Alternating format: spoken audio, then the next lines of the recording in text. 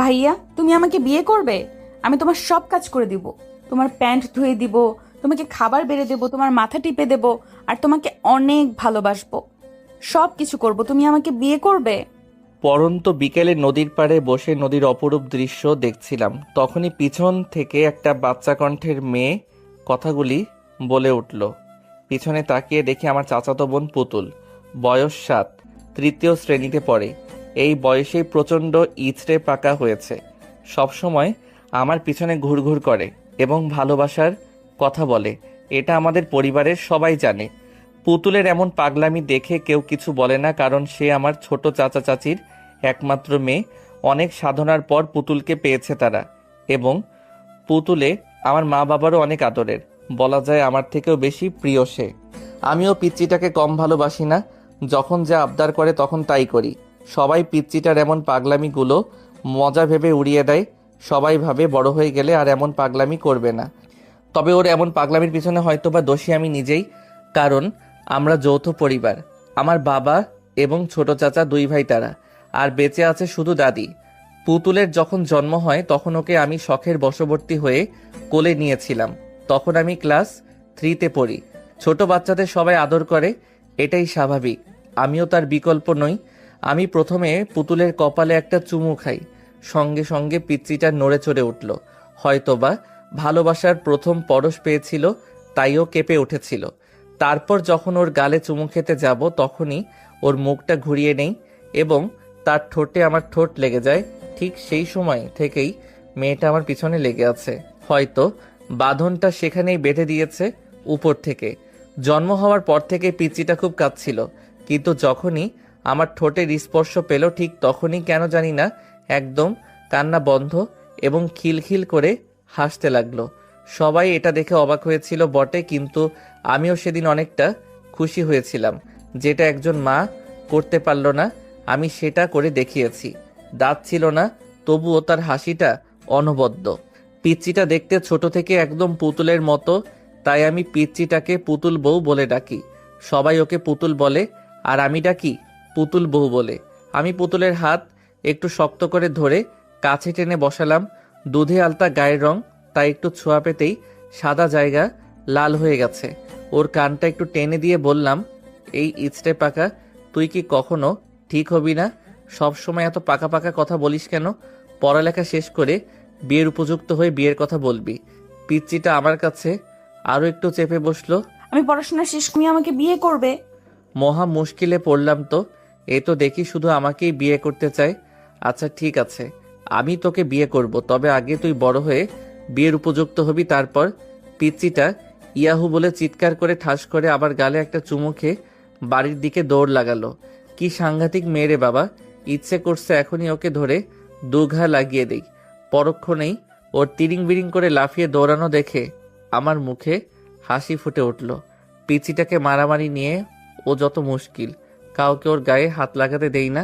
এমনকি পুতুলের মা বাবাও পুতুলকে মারার সাহস পায় না আমার ভয়ে, কারণ পুতুলকে শুধু আমি একাই মারি, আর কাউকে মারতে দেই না। মনে হয় পুতুল আমার নিজস্ব সম্পত্তি, তাই আমি একাই ওর উপর অধিকার খাটাতে পারি, আর কেউ পারে না। আমার এমন কাণ্ড দেখে সবাই শুধু হাসে। পুতুলকে যখন তার মা মারতো তখন প্রচণ্ড রেগে যেতাম। সেই থেকে আর চাচি পুতুলের গায়ে হাত তোলে না। সন্ধ্যার দিকে বাড়ি ফিরলাম, চাচিকে দেখলাম রান্নাঘরে, হয়তো চা নাস্তা বানাচ্ছে। আমি চাচির দিকে এগিয়ে গিয়ে প্রশ্ন করলাম, ছোট মা, পুতুল বউ কোথায়? ও মুগ্ধ বাবা, তুই এসেছিস? ঘরে গিয়ে দেখ, টিভিতে কার্টুন দেখছে। আমি কপট রেগে গেলাম। এটা কি তার টিভি দেখার সময়? তুমি ওকে পড়তে বসাওনি কেন? আমার কি সে সাধ্য আছে যে ওকে পড়াতে বসাবো? একমাত্র তুই তো পারিস। দাঁড়াও, ওর কান দুটো আমি মলে দিচ্ছি। এই বলে আমি ছোট চাচির ঘরে গেলাম। ঘরে গিয়ে তো আমি অবাক, কারণ পুতুল টিভি না দেখে বই নিয়ে পড়তে বসেছে। হয়তো আমার উপস্থিতি টের পেয়েছে। মেয়েটা আমাকে প্রচুর ভয় পায়। পুতুল আমাকে দেখে আহ্লাদি কণ্ঠে বলল, ভাই, আমার জন্য চকলেট নিয়ে এসেছো? পিচিটার সব আবদারগুলোর মধ্যে অন্যতম একটা আবদার হলো তার চকলেট চাই। পড়া শেষ করে রাতের ডিনারের পর চকলেট পাবি। তুই পড়তে থাক, আমি হাত মুখ ধুয়ে আসছি। এই বলে আমি আমার রুমে এসে হাত মুখ ধুয়ে নিলাম। তারপর আবার ছোট চাচির ঘরে গেলাম বই নিয়ে। আমিও পড়ি এবং পিচ্চিটাকেও পড়াই। আমি এবার নবম শ্রেণীতে পড়ি। আমি গিয়ে পড়ার টেবিলে বসলাম। পিচ্চিটাও সুরসুর করে আমার কাছে আসলো। পুতুল বউ, তোকে কালকে একটা কবিতা মুখস্থ করতে বলেছিলাম না, মুখস্থ হয়েছে? পিচ্চিটা মাথা বাঁকিয়ে উত্তর দিল, হ্যাঁ ভাইয়া, মুখস্থ হয়েছে। তাহলে এখন সেটা না দেখে খাতায় লিখে দে আমাকে। ঠিক আছে ভাইয়া। পিচ্চিটাকে কবিতা লিখতে দিয়ে আমি অঙ্ক করতে লাগলাম, কিন্তু কিছুতেই অঙ্কটা সমাধান করতে পারছি না। খানিকক্ষণ পর মা আর ছোট মা নাস্তা নিয়ে আসলো। ছোট মাকে দেখার সঙ্গে সঙ্গে বললাম, দেখো না ছোট মা, আমি কিছুতেই অঙ্কটা মেলাতে পারছি না, একটু বুঝিয়ে দাও না। আমার ছোট চাচি মাস্টার্স কমপ্লিট করেছে আর আমার মা সামান্য একজন ইন্টার পাস, কিন্তু আমার ছোট চাচি কখনো আমার মাকে শিক্ষা নিয়ে খোটা দেয়নি, সব সময় বড় বোনের মতোই সম্মান করে। এতেই বোঝা যায় সে একজন সুশিক্ষিত। আমাদের সমাজে এমন হাজারো মানুষ আছে যারা নিজের থেকে স্বল্প শিক্ষিত মানুষদেরকে অপমান করে। মুখে মুখে অপমান না করলেও ব্যবহারে বুঝিয়ে দেয়। প্রাতিষ্ঠানিক শিক্ষা মানুষকে শিক্ষিত করে তোলে, কিন্তু অমানুষকে মানুষ করতে পারে না। তাই প্রাতিষ্ঠানিক শিক্ষার পাশাপাশি ভালো মানুষ হওয়াটাও জরুরি। শুধুমাত্র প্রাতিষ্ঠানিক শিক্ষা না থাকলে আপনি একটা মানুষকে মূর্খ বলতে পারেন না, বরং মূর্খ হচ্ছে তারাই যারা শিক্ষা এবং শিক্ষিতের মূল্য দিতে জানে না। চাচি আমার কাছে এসে টেবিলে নাস্তা রেখে মাথায় হাত বুলিয়ে বলল, বাবা, আগে নাস্তাটা করে নাও, দুজনে তারপর বুঝিয়ে দিচ্ছি। তারপর আমরা দুজন নাস্তা করলাম আর আমাদের দুই মা বসে গল্প করলো। আমাদের কাহিনীগুলো অনেক মজার। ছোট মা আমাকে পড়ায় আর আমি পিচ্চিকে পড়াই। নাস্তা শেষ করার পর ছোট মা আমাকে সুন্দর করে বুঝিয়ে দিয়ে রান্না করতে চলে গেল। আমরা পড়াশোনা করতে লাগলাম আর ওদিকে আমাদের দুই মা রান্না করতে লাগলো। পড়া শেষ করে পিচ্চিটাকে ড্রয়িং রুমে নিয়ে গেলাম। সেখানে বাবা এবং চাচ্চু খোশ গল্পে মেতে রয়েছে। চাচ্চু একজন ব্যাংকার আর আমার বাবা উচ্চ বিদ্যালয়ের প্রধান শিক্ষক। আমরা গিয়ে তাদের পাশে বসলাম। বাচ্চা পিচ্চিটাকে কোলে তুলে নিল। তোমাদের পড়া শেষ হলো মামুনি? পিচ্ছিটা একটা ভুবন ভোলানো হাসি দিয়ে উত্তর দিল, হ্যাঁ বড় বাবা, আমার পড়া শেষ হয়েছে। জানো বড় বাবা আজ কি হয়েছে? কই না তো মামুনি, তুমি বলো কি হয়েছে। আজকে ভাইয়াকে পড়া ধরেছিলাম, ভাইয়া পারেনি, কিন্তু আমি পেরেছি। পিচ্ছিটা কথাটা বলেই সে কি হাসি! ওর তালে তালে ওর চাচু এবং বাবাও হেসে দেয়। মেয়েটা সবসময় চালাকি করার চিন্তায় থাকে। চাচু তাকে জিজ্ঞেস করে, তা বাবা মুগ্ধ, তোমার পড়ালেখা কেমন চলছে? আমি মিষ্টি হাসি দিয়ে বলি, ভালো। বাবাকে বললাম, বাবা আমার খাতা শেষ হয়ে গেছে, কিছু টাকা দাও, কাল আমি খাতা এবং ডায়েরি কিনবো। বাবা বলল, আচ্ছা কাল সকালে তোমার মায়ের কাছে নিও। এভাবে তারা চারজন মিলে আড্ডা দিল খানিকক্ষণ। তারপর মায়ের ডাক পড়ল খাওয়ার জন্য। সবাই খাবার টেবিলে গিয়ে বসলো। খাবার খেতে খেতে পিচ্ছিটা হঠাৎ করে বলে, মা তুমি জানো ভাইয়া আমাকে আজ কি বলেছে? পুতুলের কথা শুনে মুগ্ধ ভীষণ খেলো কিনা কি বলে প্যাচ লাগিয়ে দেয় কে জানে। মেয়েটা মাঝে মাঝে এমন কথা বলে ওর কথা শুনে হার্ট অ্যাটাক হওয়ার মতো অবস্থা হয় তার। এখন না জানি কি বলে সেই ভয়ে গলায় ভাত আটকে গেল ছেলেটার। কোনো মতে পানি খেয়ে ভাতটা নামিয়ে নিল। সে চোখ পাকিয়ে পুতুলের দিকে তাকালো। ছোট মা বলল, কি বলেছে? পুতুল খাওয়া বন্ধ করে বলল, ভাইয়া আজ বিকেলে নদীর পাড়ে বসেছিল। আমি সেখানে গিয়ে বললাম, ভাইয়া তুমি আমাকে বিয়ে করবে, আমি তোমার প্যান্ট ধুয়ে দিব, তোমার খাবার বেড়ে দেবো, তোমার সব কাজ করব। তখন ভাইয়া কি বলে জানো? সবাই জিজ্ঞাসু দৃষ্টিতে তাকিয়ে আছে পুতুলের দিকে। আমার তো চোখ বেরিয়ে আসার উপক্রম। তারপরও নিজেই বলতে শুরু করলো, তখন ভাইয়া বলে আমি পড়াশোনা শেষ করে বড় হব, তারপর ভাইয়া আমাকে বিয়ে করবে। পুতুলের কথা শুনে সবাই হেসে দেয়। মা পুতুলকে কোলে নিয়ে বলে, তোমার ভাইয়া একদম ঠিক বলেছে মামুনি, তুমি আগে পড়ালেখা শেষ করে বড় হও, তারপর তোমার ভাইয়ার সাথে তোমার বিয়ে দিব, কেমন?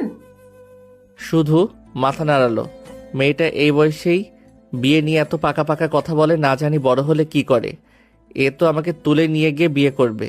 ছোট মা পুতুলের কান টেনে দিয়ে বলল, খুব পেকে গেছো তাই না? এবার পাকা পাকা কথা বন্ধ করে খাবার খেয়ে নাও চুপ করে। তারপর সবাই মিলে খাওয়া শেষ করলাম। খাওয়া শেষ করে আমি পিচিটার হাতে 2টো চকলেট দিয়ে ঘুমাতে গেলাম। পিচিটাও ঘুমিয়ে পড়ল। পরের দিন সকালে ঘুম থেকে উঠে মায়ের কাছে টাকা নিয়ে খাতা এবং ডায়েরি কিনতে গেলাম। খাতা কিনতে প্রায় 1/2 কিলোমিটার যেতে হয়। সাইকেল নিয়ে তাড়াতাড়ি গেলাম, কিন্তু পিচ্চিটা যে এমন একটা কাণ্ড করবে ভাবতে পারিনি।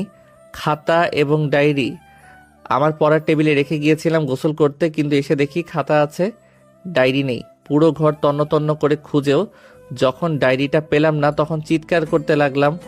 মা এসে বলল, কি হয়েছে, এইভাবে ষাঁড়ের মতো চিৎকার করছিস কেন? আমি মাকে দেখে চুপসে গেলাম। ভয়ার্ত কণ্ঠে বললাম, আমার ডায়েরিটা কোথায় রেখেছো?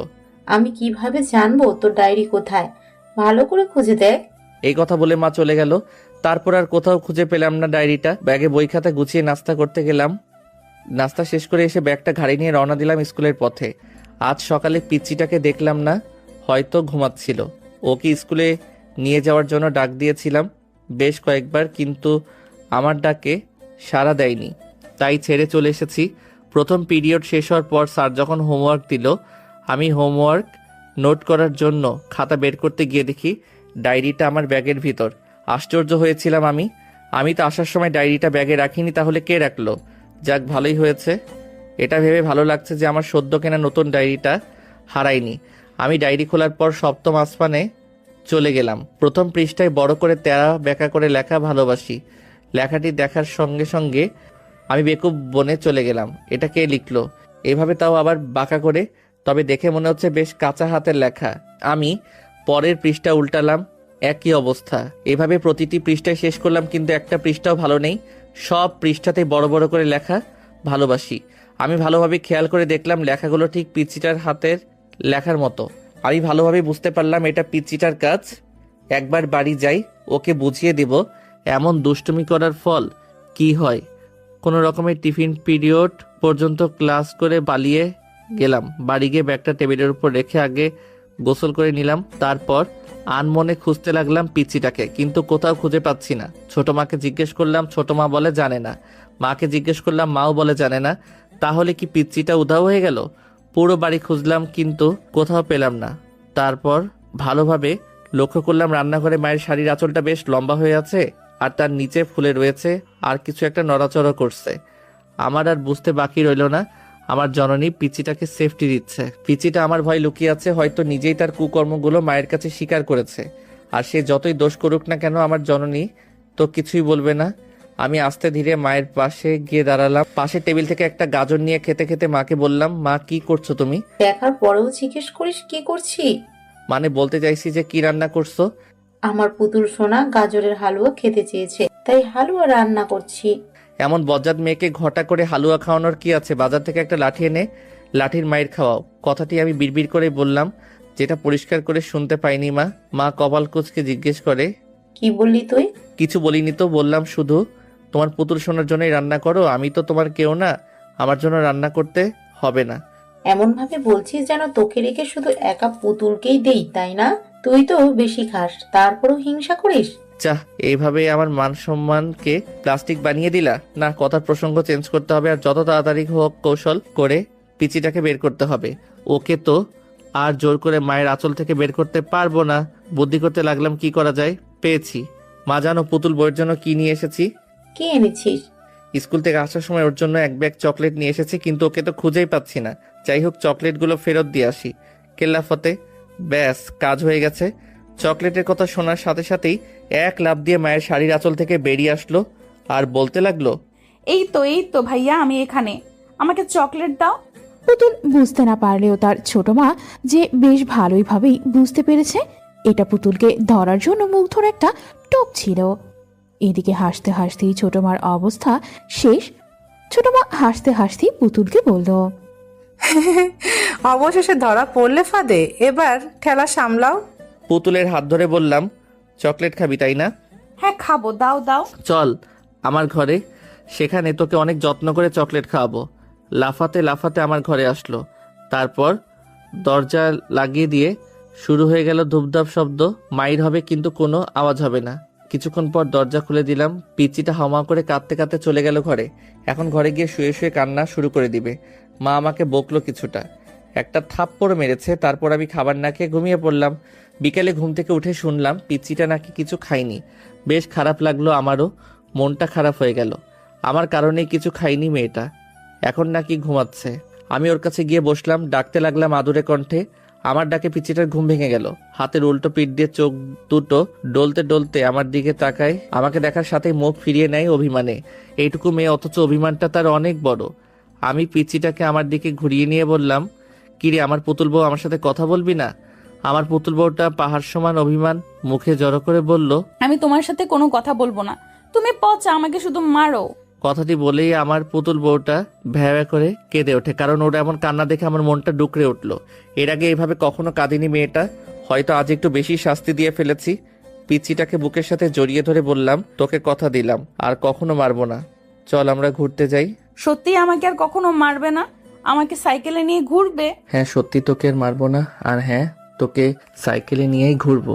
পিচ্চিটা ঠাস করে আমার গালে একটা চুমু খেলো। ওর পাগলামিগুলো আমাকে অনেক স্বস্তি দেয়। মাঝে মাঝে মনে হয় সারা জীবন এভাবে ওর পাগলামিগুলো সহ্য করে যাই। মাঝে মাঝে ভাবি এভাবে যদি কেটে যেত সারাটি জীবন, তাহলে কতই না ভালো হতো। মানুষের জীবনের সব চাওয়া পাওয়াগুলো পূর্ণতা পায় না। তারপর আমরা দুজন ফ্রেশ হয়ে খাবার খেয়ে নিলাম। আমি খাইয়ে দিয়েছি পিচ্চিটাকে। খাওয়ার সময় আমার আঙ্গুলে কামড় দিয়েছিল। কামড় দেওয়ার পর সে কি খুশি, খিলখিল করে হাসছিল। হাসতে হাসতে গলায় ভাত আটকে গিয়েছে। তারপর হাসা বাদ দিয়ে একাধারে কাশতে লাগলো। শয়তানদের অবস্থা মনে হয় এমনই হয়, বেশি বাদরামি করলে যা হয় আর কি। তারপর পিচ্চিটাকে সাইকেলে নিয়ে পুরো গ্রাম ঘোরাতে লাগলাম। সাইকেলের পিছনে বসালে পড়ে যেতে পারে, তাই সামনেই বসিয়ে নিয়েছি। আমি সাইকেল চালাচ্ছিলাম আর সে নন স্টপ বক বক করে যাচ্ছিল।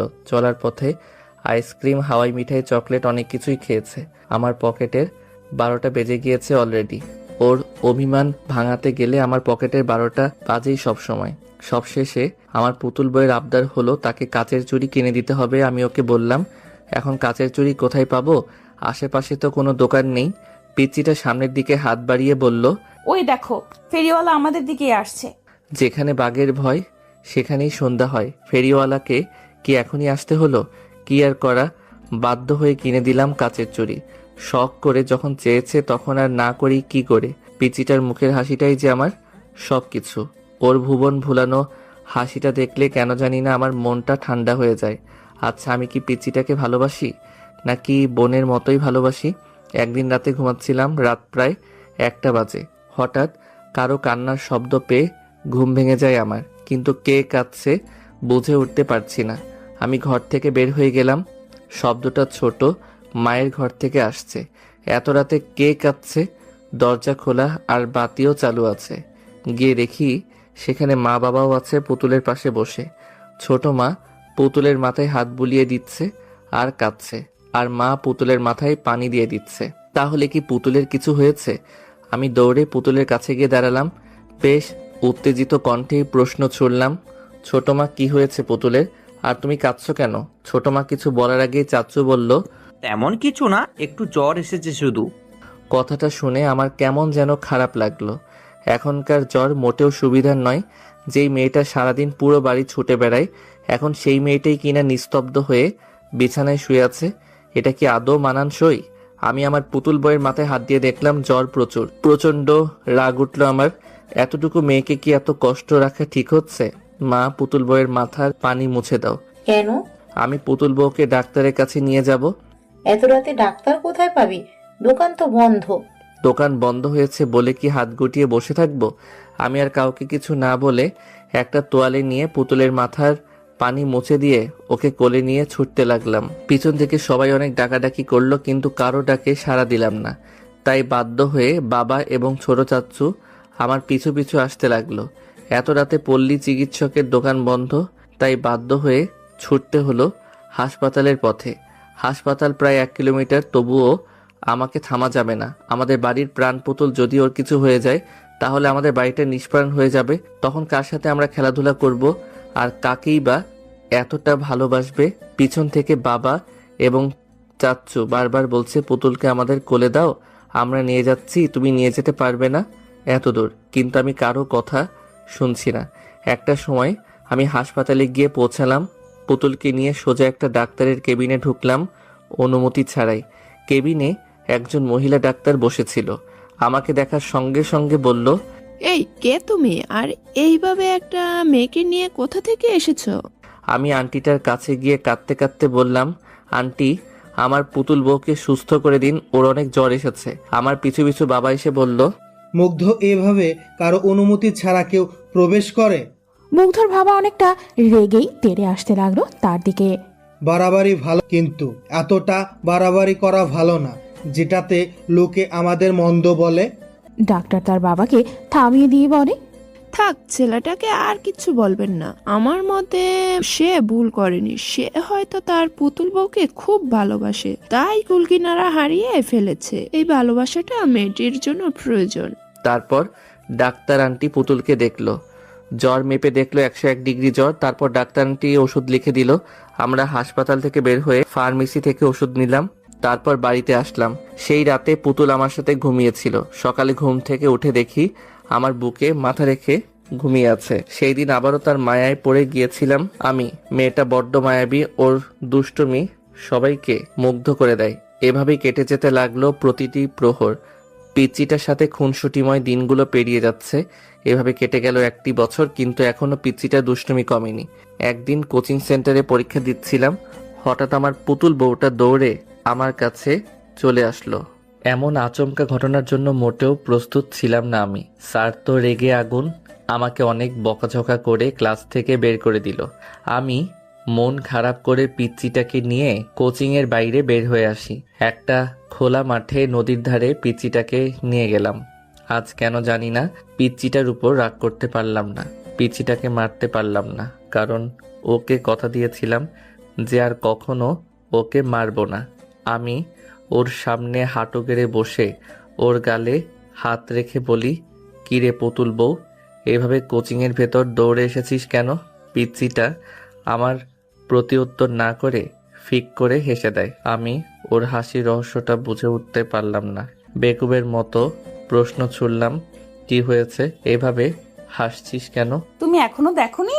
আশ্চর্য, পিচ্চিটা কি দেখার কথা বলছে? তুই কি দেখার কথা বলছিস? এবার পিচ্চিটা দাঁত কেলিয়ে দেখালো ওর দুটো দাঁত নেই, তার মানে দাঁত পড়েছে। ওর ফোকলা দাঁতের হাসিটা অসম্ভব সুন্দর লাগছে, মোহনীয় সৌন্দর্যের হাসি। তার দেখলে ভরে মন, ভালোবেসে এইভাবেই তাকে করতে চাই আপন। আমি পিচ্চিটাকে রাগানোর জন্য বললাম, কিরে, তোর তো দুটো দাঁত নেই, ইঁদুরে নিয়ে গেছে, এখন তো আর তোর দাঁত উঠবে না, কি করবি তাহলে? পিচ্চিটা আমাকে অবাক করে দিয়ে বলল, কে বলেছে তোমাকে আমার দাঁত ইঁদুরে নিয়ে গেছে? আমার দাঁত তো আমার কাছেই আছে। এই বলে পিচ্চিটা তার হাতের মুঠো খুলে আমাকে দেখালো।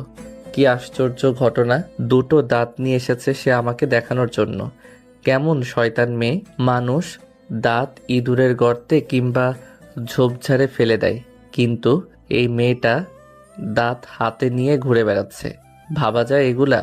পিচ্চিটা আবার বলতে লাগলো, তুমিই তো বললা আমার দাঁত ইঁদুরে নিয়ে গেছে, কিন্তু আমি ইঁদুরকে আমার দাঁত দেইনি, আমার দাঁত আমি আমার কাছেই রেখেছি। আমার অপমান আমাকেই ফিরিয়ে দিল। তারপর পিচ্চিটাকে নিয়ে নানান জায়গায় ঘুরে বেড়ালাম। পিচ্চিটা আবদার করলো সে নাকি পার্কে যাবে, আমিও নিয়ে গেলাম। সে শুধু আমার সাথে ঘুরছে, কিন্তু কিছু খেতে চায় না। কিরে, কিছু খাবি? পিচ্চিটা মাথা নাড়িয়ে না সূচক উত্তর দেয়। মুখে না বললেও মন কি চায় সেটা আমার ভালোভাবেই জানা আছে। সে হয়তো একটু বুঝতে শিখেছে আমার অবস্থাটা। সে হয়তো বুঝতে পেরেছে আমি ইনকাম করি না, তাই তো এখন আর বেশি আবদার করে না। আমি ওকে একটা আইসক্রিমের দোকানে নিয়ে গিয়ে আইসক্রিম কিনে দিলাম। আমার পুতুল বউটা মহানন্দে আইসক্রিম খেতে লাগলো। তারপর পিচ্চিটাকে একটা দোলনায় বসিয়ে দোল খাওয়ালাম। সন্ধ্যালোকে বাড়ির পথে রওনা দিই। সেই দিনের পর থেকে আর কখনো সেই কোচিং সেন্টারে যাইনি। যে শিক্ষক একটা ছোট্ট শিশুকে ভালোবাসতে জানে না, স্নেহ করতে জানে না, সেই শিক্ষকের শিক্ষার আমার কোনো প্রয়োজন নেই। মানুষ মানুষকে ছোট করে, এটা কেমন শিক্ষা? শুধু প্রাতিষ্ঠানিক শিক্ষায় শিক্ষিত হলে হয় না, প্রকৃত শিক্ষিত হওয়ার জন্য একজন ভালো মানুষ হওয়া জরুরি। প্রকৃত অর্থে তারাই শিক্ষিত যারা নিজের বিবেকের কাছে নত হয়ে মানুষকে যাচাই করতে জানে। যে শিক্ষা মানুষকে অহংকারী করে তোলে, সে শিক্ষার আমার কোনো প্রয়োজন নেই। আমরা প্রতিবাদী হব, কখনো অন্যায়ের কাছে আপোস করব না। আস্তে ধীরে আমরা যতই বড় হতে থাকি ততই আমাদের পাগলামিগুলো যেন বেড়েই চলেছে। এখন আমি ইন্টার সেকেন্ড ইয়ারে পড়ি আর পিচ্চিটা 6-এ। সবসময় দুষ্টুমি না করলে যেন পিচ্চিটার শান্তি নেই। আজ পর্যন্ত কতগুলো ছেলে মেয়েদের সম্পর্ক ভেঙে দিয়েছে তার কোনো হিসেব নেই। এই তো কিছুদিন আগের কথা, একটা পার্কে দুজন কপতি বসে চুটিয়ে প্রেম করছিল। একদম মাখামাখি অবস্থা তাদের। এটা দেখার পর পিচ্চিটা আমাকে বলে, ভাইয়া দেখেছো শয়তান দুটো পার্কের ভেতরে কি করছে? যার যেটা ইচ্ছা করুক, তাতে তোর কি? তুই ঘুরতে এসেছিস, ঘুরবি ফিরবি, তারপর বাসায় ফিরে যাবি। তা তো হয় না ভাইয়া, দেখো কি করে। এই বলে পিচিটা দৌড়ে সেই কপতির কাছে গেল। আমি পিছন থেকে এত ডাকলাম, কিন্তু আমার ডাকে সাড়া দিল না। না জানি কি কাণ্ড বাঁধিয়ে বসে পিচ্চিটা, আমার কোনো কথাই শোনে না, সবসময় শয়তানি করে। বড্ড বেশি দুষ্টু হয়েছে। পুতুল একদম তাদের সামনে গিয়ে দাঁড়ালো, পাকা বুড়িদের মতো কোমরে হাত দিয়ে বলতে লাগলো, ভাইয়া তুমি এখানে, আর আমার আপু তোমার জন্য অপেক্ষা করছে। পুতুলকে দেখে তারা দুজন একটু সরে হয়ে বসে। তারা পুতুলের কথায় অবাক হয়েছে বটে। ছেলেটি কিছু বলার আগে মেয়েটি বলে উঠল, তোমার আপু ওর ছেলেটার জন্য অপেক্ষা করছে কেন? পুতুল কপট রাগে মেয়েটিকে উত্তর দেয়, এই মেয়ে, তুমি আমাদের শালিদুলা ভাইয়ের মাঝে কথা বলছো কেন? ছেলেটা শুধু বেকুবের মতো পুতুলের কাণ্ড দেখছে, কিছু যে বলবে সেই সুযোগও পাচ্ছে না। এবার মেয়েটা চোখ গরম করে ছেলেটার দিকে তাকায়। ছেলেটা তো ভয়ে শেষ, ঢোক গিলতে লাগলো। মেয়েটা ছেলেটার কলার ধরে বলে, কে এই মেয়েটা? আমার তো কোনো ছোট বোন নেই, তাহলে তোকে দুলাভাই বলে ডাকছে কেন? সত্যি করে বল, আর কার সাথে রিলেশন করছিস? ছেলেটার যায় অবস্থা, কোনো রকমে মুখ খুলল। বিশ্বাস করো বাবু, আমি আর কারোর সাথে রিলেশন করি না। তাহলে এই মেয়েটা তোকে দুলাভাই বলছে কেন? আর কোন মেয়ে তোর জন্য অপেক্ষা করছে? আমি জানি না কে এই মেয়ে, আর এটাও জানি না আমার জন্য কে অপেক্ষা করেছে। তাদের কথার মাঝে পুতুল ডান হাত ঢুকিয়ে দিয়ে বলল, এই দুলা ভাই, তুমি মিথ্যা বলছো কেন? আমার আপুর সাথে 1 বছর প্রেম করে এখন অন্য মেয়েকে নিয়ে ঘুরছো। দাঁড়াও, আপুকে গিয়ে বলছি। এই বলে পুতুল সেখান থেকে আস্তে আস্তে কেটে পড়ল। এরই মধ্যে মেয়েটার সাংঘাতিক ঝগড়া বাঁধিয়ে ফেলেছে। কি সাংঘাতিক মেয়ে মাইরি! এতটুকু সময়ের মাঝে একটা সম্পর্কের 12টা বাজিয়ে দিল। পিচিটা এমন ভাব নিয়ে আমার সামনে আসলো, মনে হয় কত বড় একটা মিশন সাকসেস করে এসেছে। আমার সামনে এসে মুখে হাত দিয়ে মুখ টিপে হাসতে লাগলো। ভ্রু কুঁচকে প্রশ্ন করি, এভাবে গাধার মতো হাসছিস কেন? ভাইয়া তুমি বলেছিলে না যে আমি কোনো কাজের নই? দেখেছো আজ কত বড় কাজ করলাম। সরকারের উচিত আমাকে একটা নোবেল দেওয়া। মানুষের মধ্যে ঝামেলা বাঁধিয়ে দিয়ে আসলো, মানুষের মধ্যে ঝগড়া, আর সে বলছে কিনা কত বড় একটা কাজ করে আসলো, আবার বড় মুখ করে নোবেলও চায়। এমন বিচ্ছু শয়তান কখনো দেখিনি আমি। পিচ্চির কথা শুনে আমি ফিক করে হেসে দেই। এটা দেখে সেই ছেলে মেয়ে দুটো আমাদের দিকে অবাক হয়ে তাকায়। ছেলেটা মেয়েটাকে বলে, ওই দেখো, ওরা দুজন হাসাহাসি করছে, তার মানে তারা ইচ্ছে করে আমাদের মাঝে ঝগড়া বাঁধিয়ে দিয়েছে। এটা বলেই তারা দুজন আমাদের ধাওয়া করতে লাগলো। আমাদের আর পাইকে কোনো রকমে পিচ্চিটার হাত ধরে দে দৌড়। এই পিচ্চিটার জন্য কোথাও গিয়ে শান্তি নেই, কোনো না কোনো কাণ্ড ঘটাবেই। কোনো রকমে প্রাণ বাঁচিয়ে পালিয়ে এসেছি। এর কিছুদিন পর ঘরে বসে ফোনে গেমস খেলছিলাম। পিচ্চিটা কোথা থেকে যেন আসলো, খুব সাজুগুজু করে, মনে হয় কোনো অনুষ্ঠানে যাবে। ভাইয়া দেখো তো আমাকে কেমন লাগছে। আমি গেমের মধ্যেই মনোনিবেশ রেখে বললাম, অনেক সুন্দর লাগছে। উফ, ফোনটা রাখো তো। আমি ফোনটা পাশে রেখে পিচ্চিটার দিকে তাকালাম। আচ্ছা রাখলাম, এবার বল কি বলবি? শুনেছো পাশের এলাকায় নাকি একটা মেয়ের বিয়ে? হ্যাঁ শুনেছি, তার বিয়ে, তাতে আমার কি? আর তুই এত সুন্দর করে সেজেছিস কেন? কোথাও যাবি নাকি? সেই বিয়ে বাড়িতে যাবো বলেই তো সেজেছি। পিচ্চিটার কথা শুনে আমার চোখ দুটো একদম রসগোল্লার মতো হয়ে গেল।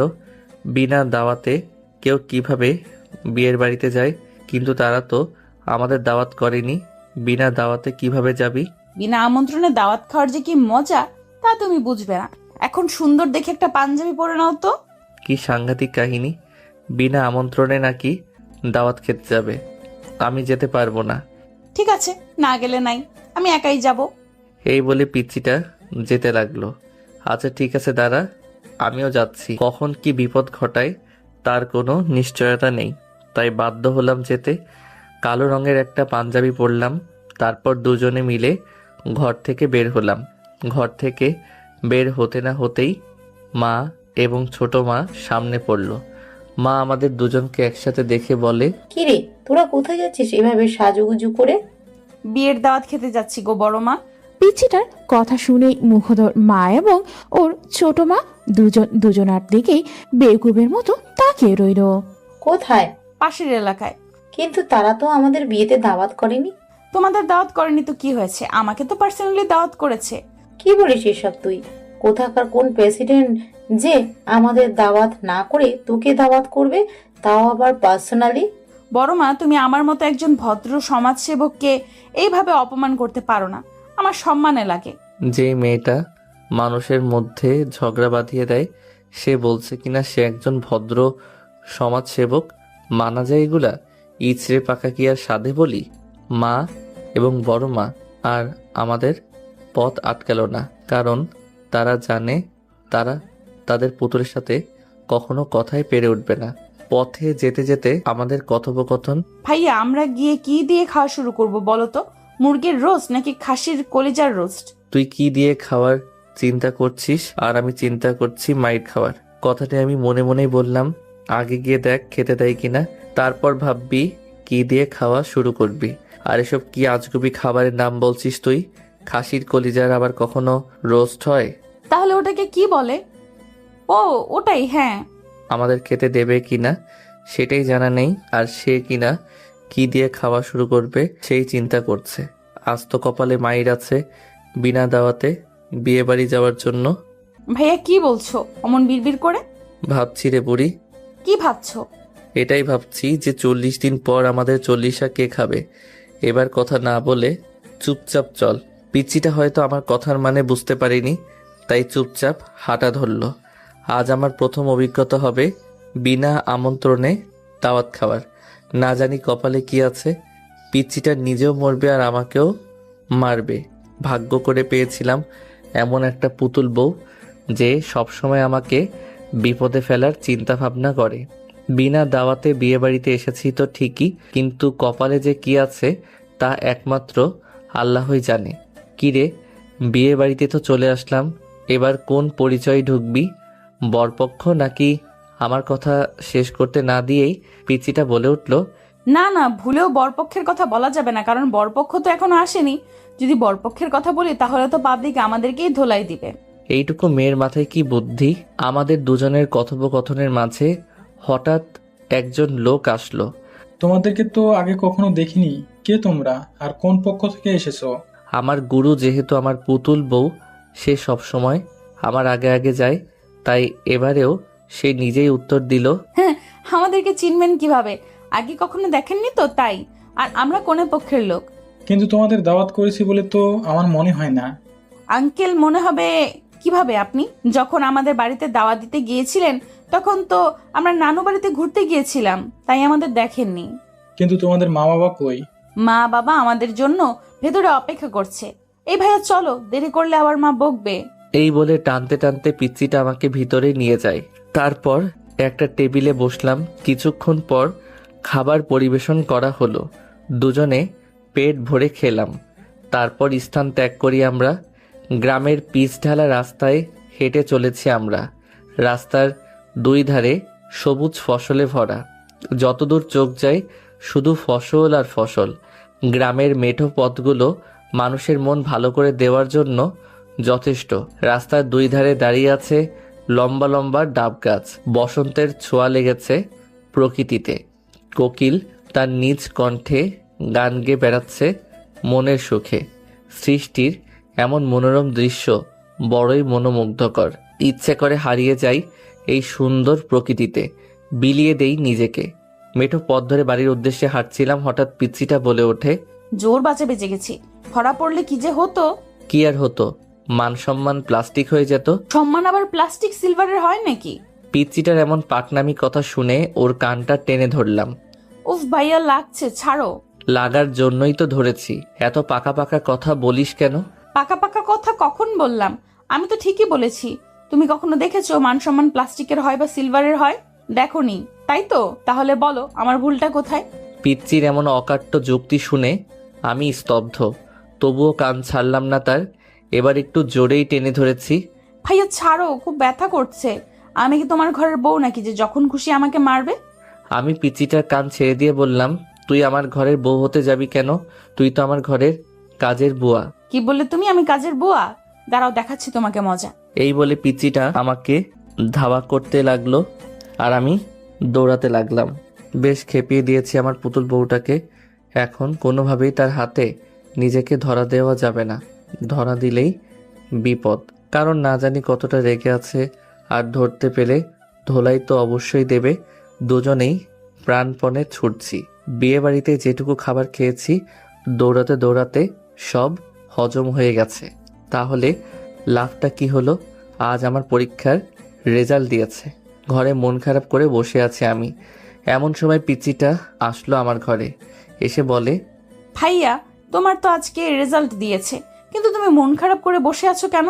পুতুল, আমার মন খারাপ আছে, আমাকে একটু একা থাকতে দে। তুই যা। পুতুল কিছু না বলেই চলে গেল। ড্রয়িং রুমে মা এবং ছোট মা বসে গল্প করছিল। সেখানে গিয়ে মাকে বলল, বড় মা, তোমার ছেলে পরীক্ষায় ফেল করেছে। দুজনে গল্প করছিল। পুতুলের এমন কথায় দুজনেই চমকে ওঠে। সবাই ভাবছে এত ভালো একটা স্টুডেন্ট কিভাবে ফেল করতে পারে, যে কিনা প্রতিবার প্রথম হয়। এবার সে ফেল করলো। মা প্রশ্নটি করে, মুগ্ধ ফেল করেছে, তোমাকে কে বললো?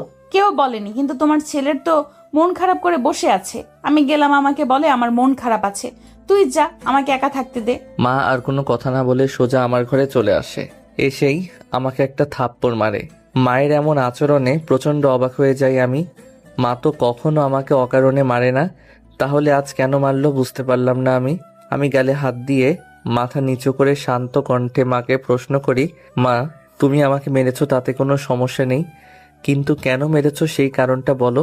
মা কপট রেগে গিয়ে ঝাঁঝালো কণ্ঠে বলে, তুই এত বড় একটা সত্যি আমাদের কাছে লুকিয়েছিস, আবার সাধু সেজে প্রশ্ন করিস কেন মারলাম? আমি যত মায়ের ব্যবহার দেখছি ততই অবাক হচ্ছি।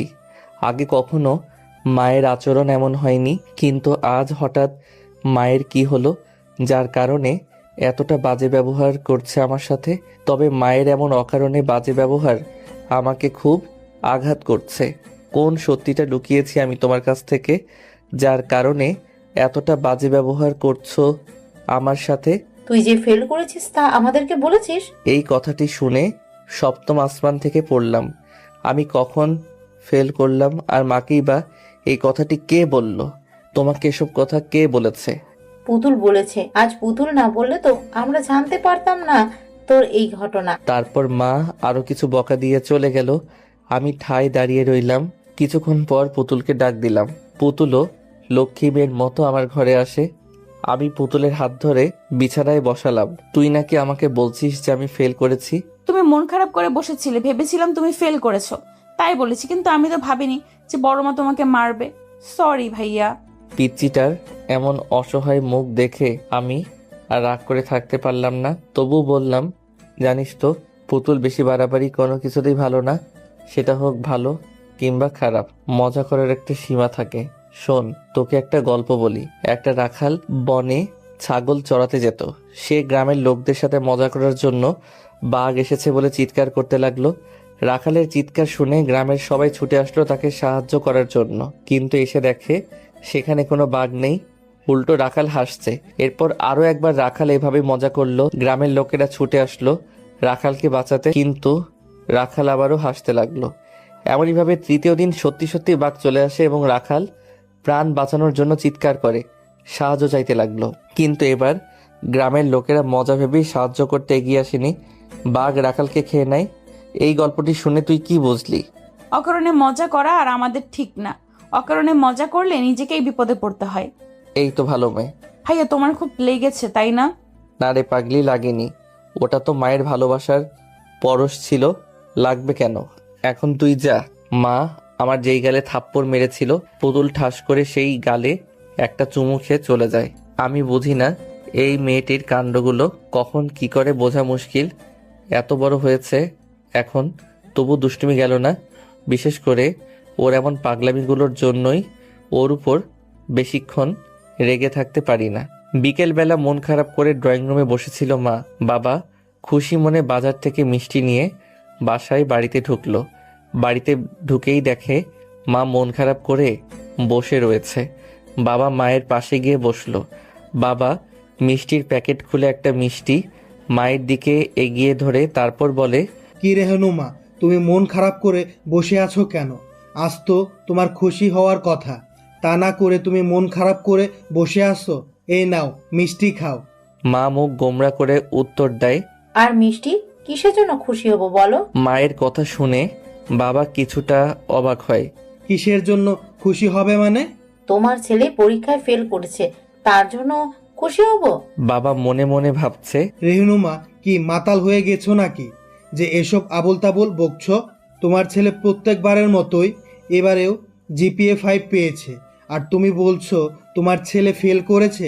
তোমাকে কে বললো এই কথাটি? কথা শুনে মায়ের হার্ট অ্যাটাক করার মতো অবস্থা। তুমি কি বলছো আমাদের মুগ্ধ ফেল করেনি? তাহলে যে পুতুল বলল মুগ্ধ ফেল করেছে, তাই তো আমি ওকে গিয়ে বকাঝকা করলাম। ছেলেটা মন খারাপ করে না খেয়ে বসে আছে, আমি ওকে মেরেছি তবুও কিছু বলেনি। আর আমি যে ওকে মারলাম, ও বলবে না যে ও রেজাল্ট ভালো করেছে? তা না করে মুখ বুজে সব সহ্য করে নিল। এটা তুমি অন্যায় করেছো। না জেনে কাউকে কিছু বলা ঠিক না। আর আমাদের পুতুল মামুনি তো সবসময় মজা করে, ওর কথা তোমার সিরিয়াসলি নেওয়া ঠিক হয়নি। সত্যি ছেলেটার প্রতি অবিচার করেছি, না জানি কতক্ষণই অভিমান করে আছে আমার উপর। আমাদের ছেলেকে আমি ভালোভাবেই চিনি। ওকে যতই শাসন করো না কেন, তুমি ওর মা। তুমি যদি ওর কপালে আদর করে একটা চুমু খাও, তাহলে দেখবে ওর সব অভিমান রাগ নিমিষেই শেষ হয়ে গেছে। এখন নাও মিষ্টি মুখ করো। আমাদের একমাত্র ছেলে এত বড় বড় উপহার দিচ্ছে আমাদেরকে। মা এবং বাবা একে অপরকে মিষ্টি খাইয়ে দেয়। তারপর মা একটা মিষ্টি নিয়ে আমার ঘরে আসে। এসে দেখে আমি মন খারাপ করে টেবিলে মাথা নুইয়ে বসে আছি। মা বেশ কয়েকবার ডাক দেয়, কিন্তু আমার কোনো সারা শব্দ নেই। মা চিন্তিত হয়ে একটু এগিয়ে আসে, আমার মাথা তুলে ধরে দেখে আমি কাঁদতে কাঁদতে ঘুমিয়ে গিয়েছি। চোখের পানি শুকিয়ে গেছে। মা আমার চোখের পানি মুছে দিয়ে কপালে একটা ভালোবাসার পরশ দেয়। মায়ের চুমু খাওয়ার সঙ্গে সঙ্গেই আমার ঘুম ভেঙে যায়। তাকিয়ে দেখি মায়ের চোখ দিয়ে পানি পড়ছে। আমি কখনোই মায়ের চোখের পানি সহ্য করতে পারি না, কিন্তু এখন আমার জননী আমার সামনেই কাঁদছে। এটা আমার জন্য পৃথিবীর সবচেয়ে বড় কষ্টদায়ক একটা বিষয়। আমি মায়ের চোখের পানি মুছে দিয়ে বললাম, মা তুমি কাঁদছো কেন? কি হয়েছে তোমার? আমি তোর প্রতি অনেক বড় অবিচার করে ফেলেছি বাবা। আমি পুতুলের কথাকে সত্যি মনে করে তোকে মেরেছি, কিন্তু আমি তো জানতাম না তুই অনেক ভালো রেজাল্ট করেছিস। তোর বাবাই আমাকে বলল। কাঁদতে কাঁদতে কথাটি বলল, মা তুমি একদম কাঁদবে না। তুই জানো না আমি তোমার চোখের পানি সহ্য করতে পারি না। তোমার চোখের পানির ফোঁটা এক একটা মুক্তার চেয়েও দামি। প্লিজ আর কেঁদো না। মা আর কিছু না বলে আমাকে জড়িয়ে ধরে কেঁদে দেয়। আমিও মাকে জড়িয়ে ধরি। এমন সময় আমাদের পুতুল মহারানী সেখানে হাজির। কেউ প্রচন্ড মন খারাপ করে এসেছে। এসে বলে, বড় মা, আমার ভুল হয়ে গেছে, আমি বুঝতে পারিনি যে। মা পুতুলকে আর কিছু বলতে না দিয়ে পুতুলকেও আমাদের সাথে জড়িয়ে নেয়। এভাবে কিছুক্ষণ অতিবাহিত হওয়ার পর মা আমাকে এবং পুতুলকে একটা মিষ্টি ভাগাভাগি করে দেয়। তারপর মা আমাকে বলে, তুই কেন বলিসনি যে তুই জিপিএ 5 পেয়েছিস? আর মন খারাপ করে বসেছিলিস কেন? আমি জানি না কেন তোমাদেরকে বলিনি যে আমি ভালো রেজাল্ট করেছি, কিন্তু মন খারাপ করে বসেছিলাম একটা কারণে। আমাদের এলাকাতে কোনো ভার্সিটি নেই যে সেখানে নিজের পড়ালেখাটা চালিয়ে যাব। এখন তো আমাকে তোমাদেরকে ছেড়ে দূরে কোথাও গিয়ে পড়ালেখা করতে হবে, তাই মনটা খুব খারাপ। কখনো তোমাদেরকে ছেড়ে থাকিনি তো, তাই কষ্টটা একটু বেশি হচ্ছে। আর আমার পুতুল বউকে ছেড়ে কিভাবে থাকবো? ওর সাথে দুষ্টমি করেই তো প্রতিটি প্রহর কাটে। মন খারাপ করে না বাবা, তুই তো আর সারা জীবনের জন্য চলে যাচ্ছিস না। এই তো কিছু বছর, তারপরেই তো আবার চলে আসবি। মা আমার মাথায় হাত বুলিয়ে দিল। বাবা মুগ্ধ, যখন ছোট মা একা থাকে তখন আমি ছোট মাকে শুধু মা বলেই ডাকি, আর যখন ছোট মা এবং মা একসাথে থাকে তখন ছোট মাকে ছোট মা বলে ডাকি। আমি চোখ দুটো বন্ধ রেখেই বলি, হ্যাঁ মা বলো। আমার মেয়েটা তোকে খুব জ্বালায় তাই না বাবা? আজ আমার মেয়েটার কারণেই তুই তোর মায়ের হাতে মার খাইলি। আমি ছোট মায়ের কথা শুনে চট করে উঠে বসি, কপট রাগে বলি, এসব কি বলছো তুমি? যাকে নিয়ে জীবনের এতটা পথ পাড়ি দিলাম তুমি তাকেই দোষারোপ করছো। যার দুষ্টুমি না দেখলে আমার মন ভালো থাকে না, যার সাথে ঝগড়া না করলে আমার দিন কাটে না, তুমি তাকে দোষারোপ করছো। মা, আমি আমার পুতুল বউকে অনেক ভালোবাসি। ও যত বড়ই অন্যায় করুক না কেন, সব অন্যায় আমার কাছে খুবই তুচ্ছ এবং ছোট। আর মা আমাকে মেরেছে তাতে কি হয়েছে? একটাই তো মেরেছে, তাতে কি এমনটা হয়েছে? তোমরা আমার গুরুজন, তোমরা আমার মাথার ছাদ, তোমরা আমাকে শাসন না করবে তো কে করবে? মা, তুই জানো আমি কতদিন ধরে মায়ের হাতের মায়ের খাইনি? তোমার মনে আছে ছোটবেলায় একবার গাছ থেকে পড়ে গেছিলাম, ঠিক সেদিন মা আমাকে মেরেছিল। তখন আমার বয়স 7 বছর, আর আজ এতদিন পর মায়ের হাতের মার খেলাম। সেদিন মা মেরেছিল আমাকে, তবে সেটা তো রাগ করে মারেনি। আর কখনো যেন এমন কথা না শুনি। ছোট মা আমার থুতনিতে হাত বুলিয়ে বলে, তোর মতো এমন লক্ষ্মী একটা ছেলে যদি আমার হতো। ছোট মার কথা শুনে প্রচন্ড রাগ হয় আমার। কি বললে তুমি? আমার মতো লক্ষ্মী একটা ছেলে হতো? তাহলে আমি কার ছেলে? ও, তার মানে তুমি আমাকে নিজের ছেলে মনে করো না, তাই তো? ঠিক আছে, যাও আমার ঘর থেকে, তোমার সাথে আর কোনো কথা নেই। এই বলে আমি মুখ ঘুরিয়ে বসলাম। মানুষ ছোট বাচ্চাদের সাথে যেভাবে কথা বলে ছোট মাও সেভাবে বলতে লাগলো। বলে বাবালে, আমার সোনা বাবাটা রাগ করেছে। আচ্ছা, এই যে কান ধরলাম, আর কখনো এমন কথা বলবো না। এবার তো আমার দিকে ঘুরে তাকাও, আমার লক্ষ্মী সোনা বাবাটা। ছোট মায়ের এমন তোতলামি দেখে ফিক করে হেসে দিলাম। ছোট মা যে এভাবে কথা বলবে আমি কখনো ভাবতেও পারি নাই। আমি ছোট মার দিকে ঘুরে আবার তার কোলে মাথা রাখলাম। আর কখনো এমন কথা বলবে না, তাহলে অভিমান করে অনেক দূরে চলে যাব। ঠিক আছে, আর কখনো এমন কথা বলবো না। এমন সময় আমাদের পুতুল মহারানী সেখানে হাজির। বাহ, ছেলেকে পেয়ে এখন মেয়েকে ভুলে গিয়েছো তাই না? চুপি চুপি ছেলেকে আদর করা হচ্ছে। কেন রে, তোকে তো সবসময় আদর করি, তবুও মন ভরে না? তোর ভাইয়া তো 2 দিন পরে চলে যাবে, তবুও এত হিংসা করিস? আচ্ছা আয়, তোকেও আদর করে দিচ্ছি। পিচিটাও এসে ছোট মায়ের কোলে মাথা রাখলো। ভাইয়া কোথাও যাবে না বলে দিলাম। ভাইয়া চলে গেলে আমি খেলবো কার সাথে? ছোট মা কিছু বলতে যাবে তার আগে আমি বললাম, আচ্ছা ঠিক আছে, আমি কোথাও যাব না। ছোট মাকে কিন্তু বলতে দিলাম না, কারণ আমার দূরে কোথাও যাওয়ার কথা শুনলে পিচিটা হয়তো অনেক পাগলামি করবে, তাই না বলাই শ্রেয়। ছোট মা বলল, আচ্ছা তোরা থাক, আমি আজ তোদের প্রিয় খাবার খিচুড়ি রান্না করব। খিচুড়ির কথা শুনে আমরা দুজনেই হা করে রইলাম। এটা দেখে ছোট মা হেসে দেয়। ছোট মার হাতের খিচুড়ি অনেক মজার হয়। আজ নিজের প্রিয় মুখগুলোকে ছেড়ে চলে যেতে হচ্ছে অচেনা অজানা এক জায়গায়, যেখানে থাকবে না আমার প্রিয় মানুষগুলো। পিচ্চিটাকে ছেড়ে যেতে অনেক কষ্ট হচ্ছে আমার। পরিস্থিতি এতটাই নিষ্ঠুর যে প্রিয় মানুষগুলোকেও দূরে ঠেলে দেয়। আমি যখন কাঁধে ব্যাগ ঝুলিয়ে বাড়ি থেকে বের হই তখন পিচ্চিটা আমাকে জড়িয়ে ধরে অনেক কেঁদেছে। বারবার বলছিল আমাকে ছেড়ে যেও না। জানালার ধারে বসে এসব কথা ভাবতে ভাবতে নিজের শহরে চোখ বুলিয়ে নিলাম একবার। জানি না কখন চোখ দুটো লেগে গিয়েছিল। আমি আসার পর নাকি পুতুল কাঁদতে কাঁদতে জ্ঞান হারিয়ে ফেলেছিল। এই কথাটি আমাকে কেউ বলেনি। হঠাৎ কারো চিৎকারে ঘুমটা ভেঙে গেল। তাকিয়ে দেখি হেল্পার। জানালার দিকে তাকিয়ে দেখি আমি বাবার দেওয়ার ঠিকানা চলে আসছি।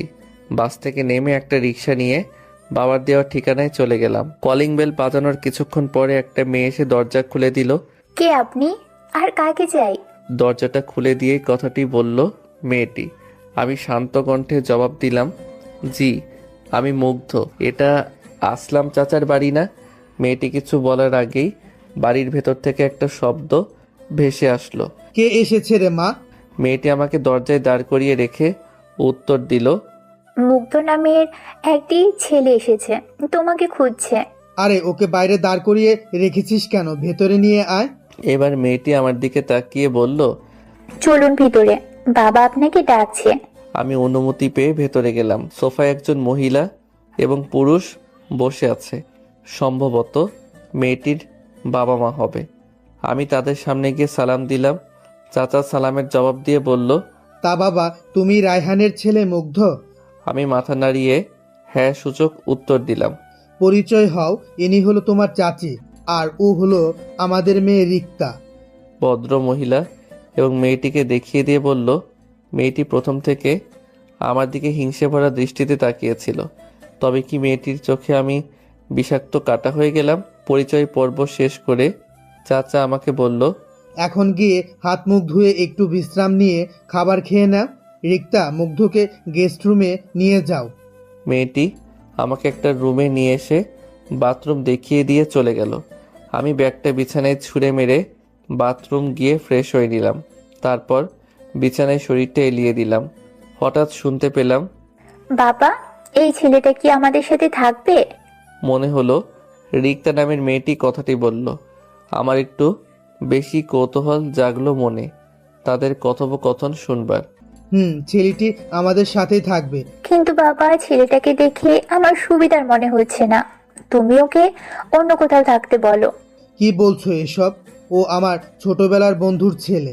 ওর বাবা আমার জীবনে কতটা অবদান রেখেছে তা তোমাকে বলে শেষ করতে পারবো না। আর অচেনা শহরের ছেলেটা কোথায় যাবে?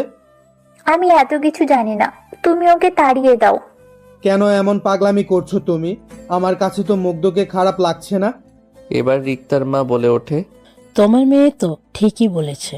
এভাবে অচেনা একটা ছেলেকে বাসায় জায়গা দেওয়াটা মোটেও ঠিক হবে না। তাছাড়া সে তোমার বন্ধুর ছেলে বলেই কি তোমাকে উদ্ধার করে দিয়েছে নাকি? আমারও ছেলেটাকে ভালো লাগেনি। বলা তো যায় না কখন বিপদ ঘটিয়ে বসে। আমাদের ঘরে এত বড় একটা মেয়ে আছে। ভদ্র মহিলা আর কিছু বলার আগেই চাচা বলল, তুমি চুপ করবে? সব সময় শুধু উল্টোপাল্টা চিন্তা করো।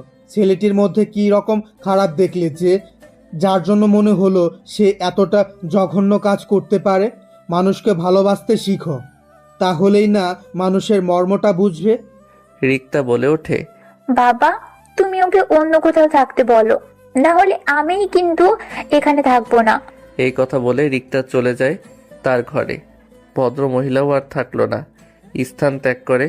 আমি ঘরের ঝুলানো ঘুরতে থাকা ফ্যানের দিকে তাকিয়ে নিজেকে বলতে লাগলাম, মানুষ কতটা বিচিত্র হতে পারে।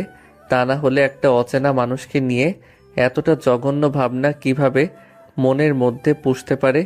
তাদের কথোপকথন শুনে আমার খুব একটা খারাপ লাগলো না, কারণ জীবনে যতটুকু পথ পাড়ি দিয়েছি এতেই পৃথিবীর মানুষ সম্পর্কে বেশ ভালোই ধারণা পেয়েছি। পৃথিবী যতটা না অদ্ভুত তার থেকেও বেশি অদ্ভুত এই পৃথিবীতে বসবাসরত মানুষরা। আমি বুঝে গিয়েছি এখানে আমার থাকা হবে না, আর থাকলেও খুব সংগ্রাম করে থাকতে হবে। আর আমার মনে হয় এই সংগ্রামের কোনো মানেই হয় না। মাঝে মাঝে কিন্তু জায়গায় প্রতিবাদ না করাই ভালো। এতে বোঝা যায় কোনটা মুখোশধারী মানুষ আর কোনটা ভালো মানুষ। আমি মুঠোফোনটি হাতে নিয়ে মাকে কল করলাম।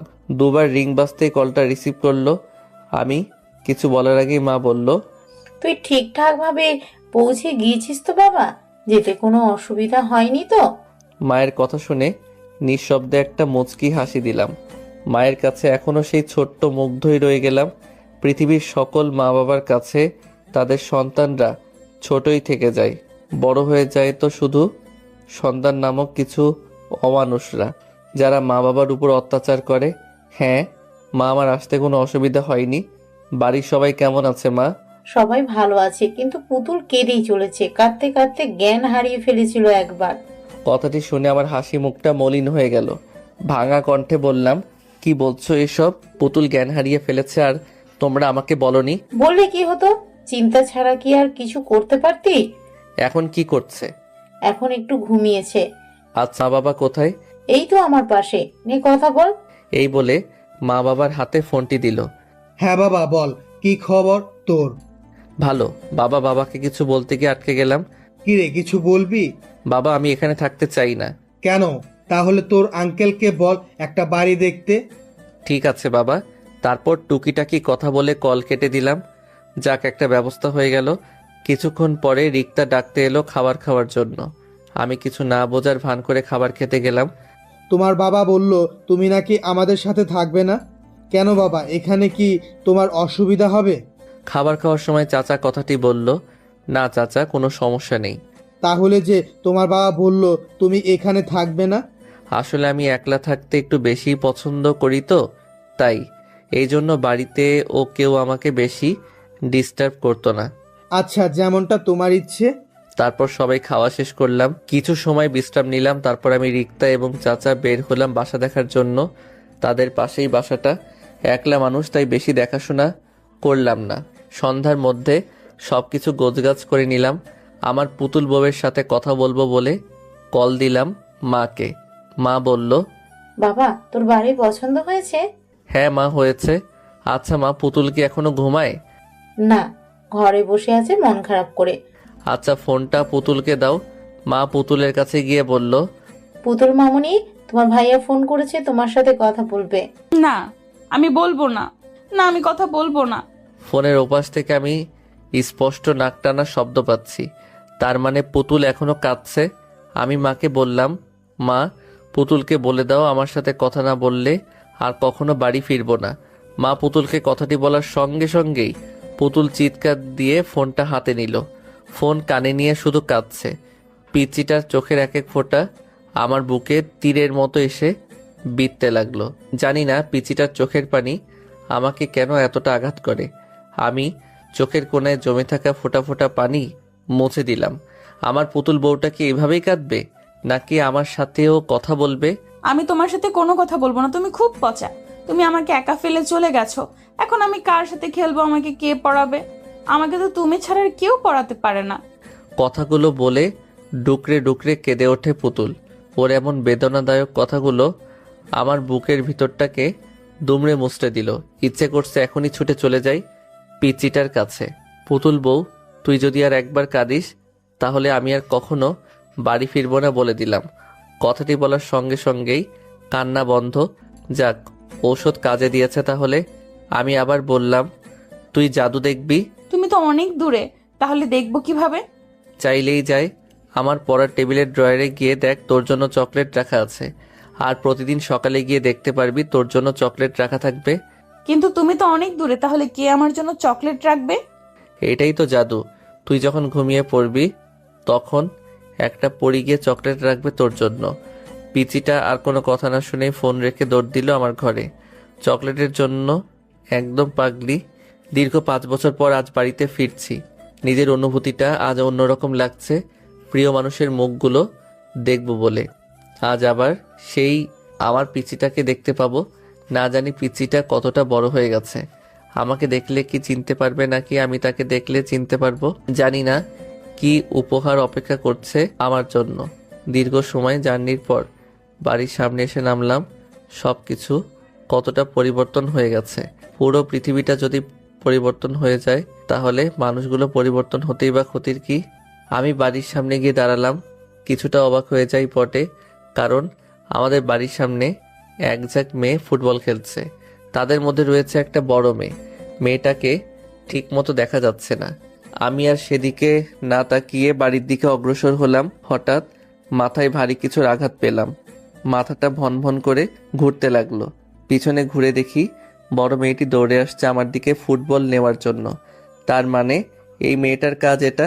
ভারী বজ্জাত মেয়ে তো, চেনা নেই জানা নেই, হুট করে একজন অপরিচিত মানুষকে বল দিয়ে আঘাত করলো।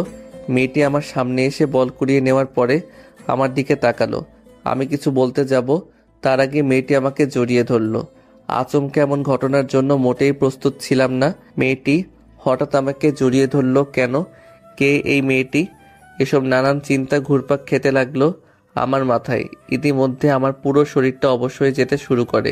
মনে হচ্ছে অনেক পুরনো কিছুর সঙ্গে আমার সংঘর্ষ হয়েছে, যার জন্য মনের ভিতর অজানা শিহরণ বয়ে যাচ্ছে। হঠাৎ আমার বুকে ভেজা অনুভব করলাম। মনে হচ্ছে মেয়েটি কাঁদছে, কিন্তু কেন কাঁদছে? সব কিছু আমার অজানা। আমার এগুলোকে জানবার খুব ইচ্ছে জাগছে মনে। এতক্ষণে হুঁশ এলো আমার। আমি মেয়েটির মাথা আমার বুক থেকে তুলে দেখলাম মেয়েটির চোখ জোড়া আবছা লাল হয়ে গেছে। আমি কণ্ঠে জোর এনে বললাম, এ কি, আপনি কাঁদছেন কেন? কি হয়েছে আপনার? মেয়েটি আমার কথা শুনে মনে অনেকটা অবাক হলো মনে হচ্ছে। আমিও ভাবতে লাগলাম এতটা অবাক হওয়ার কারণ।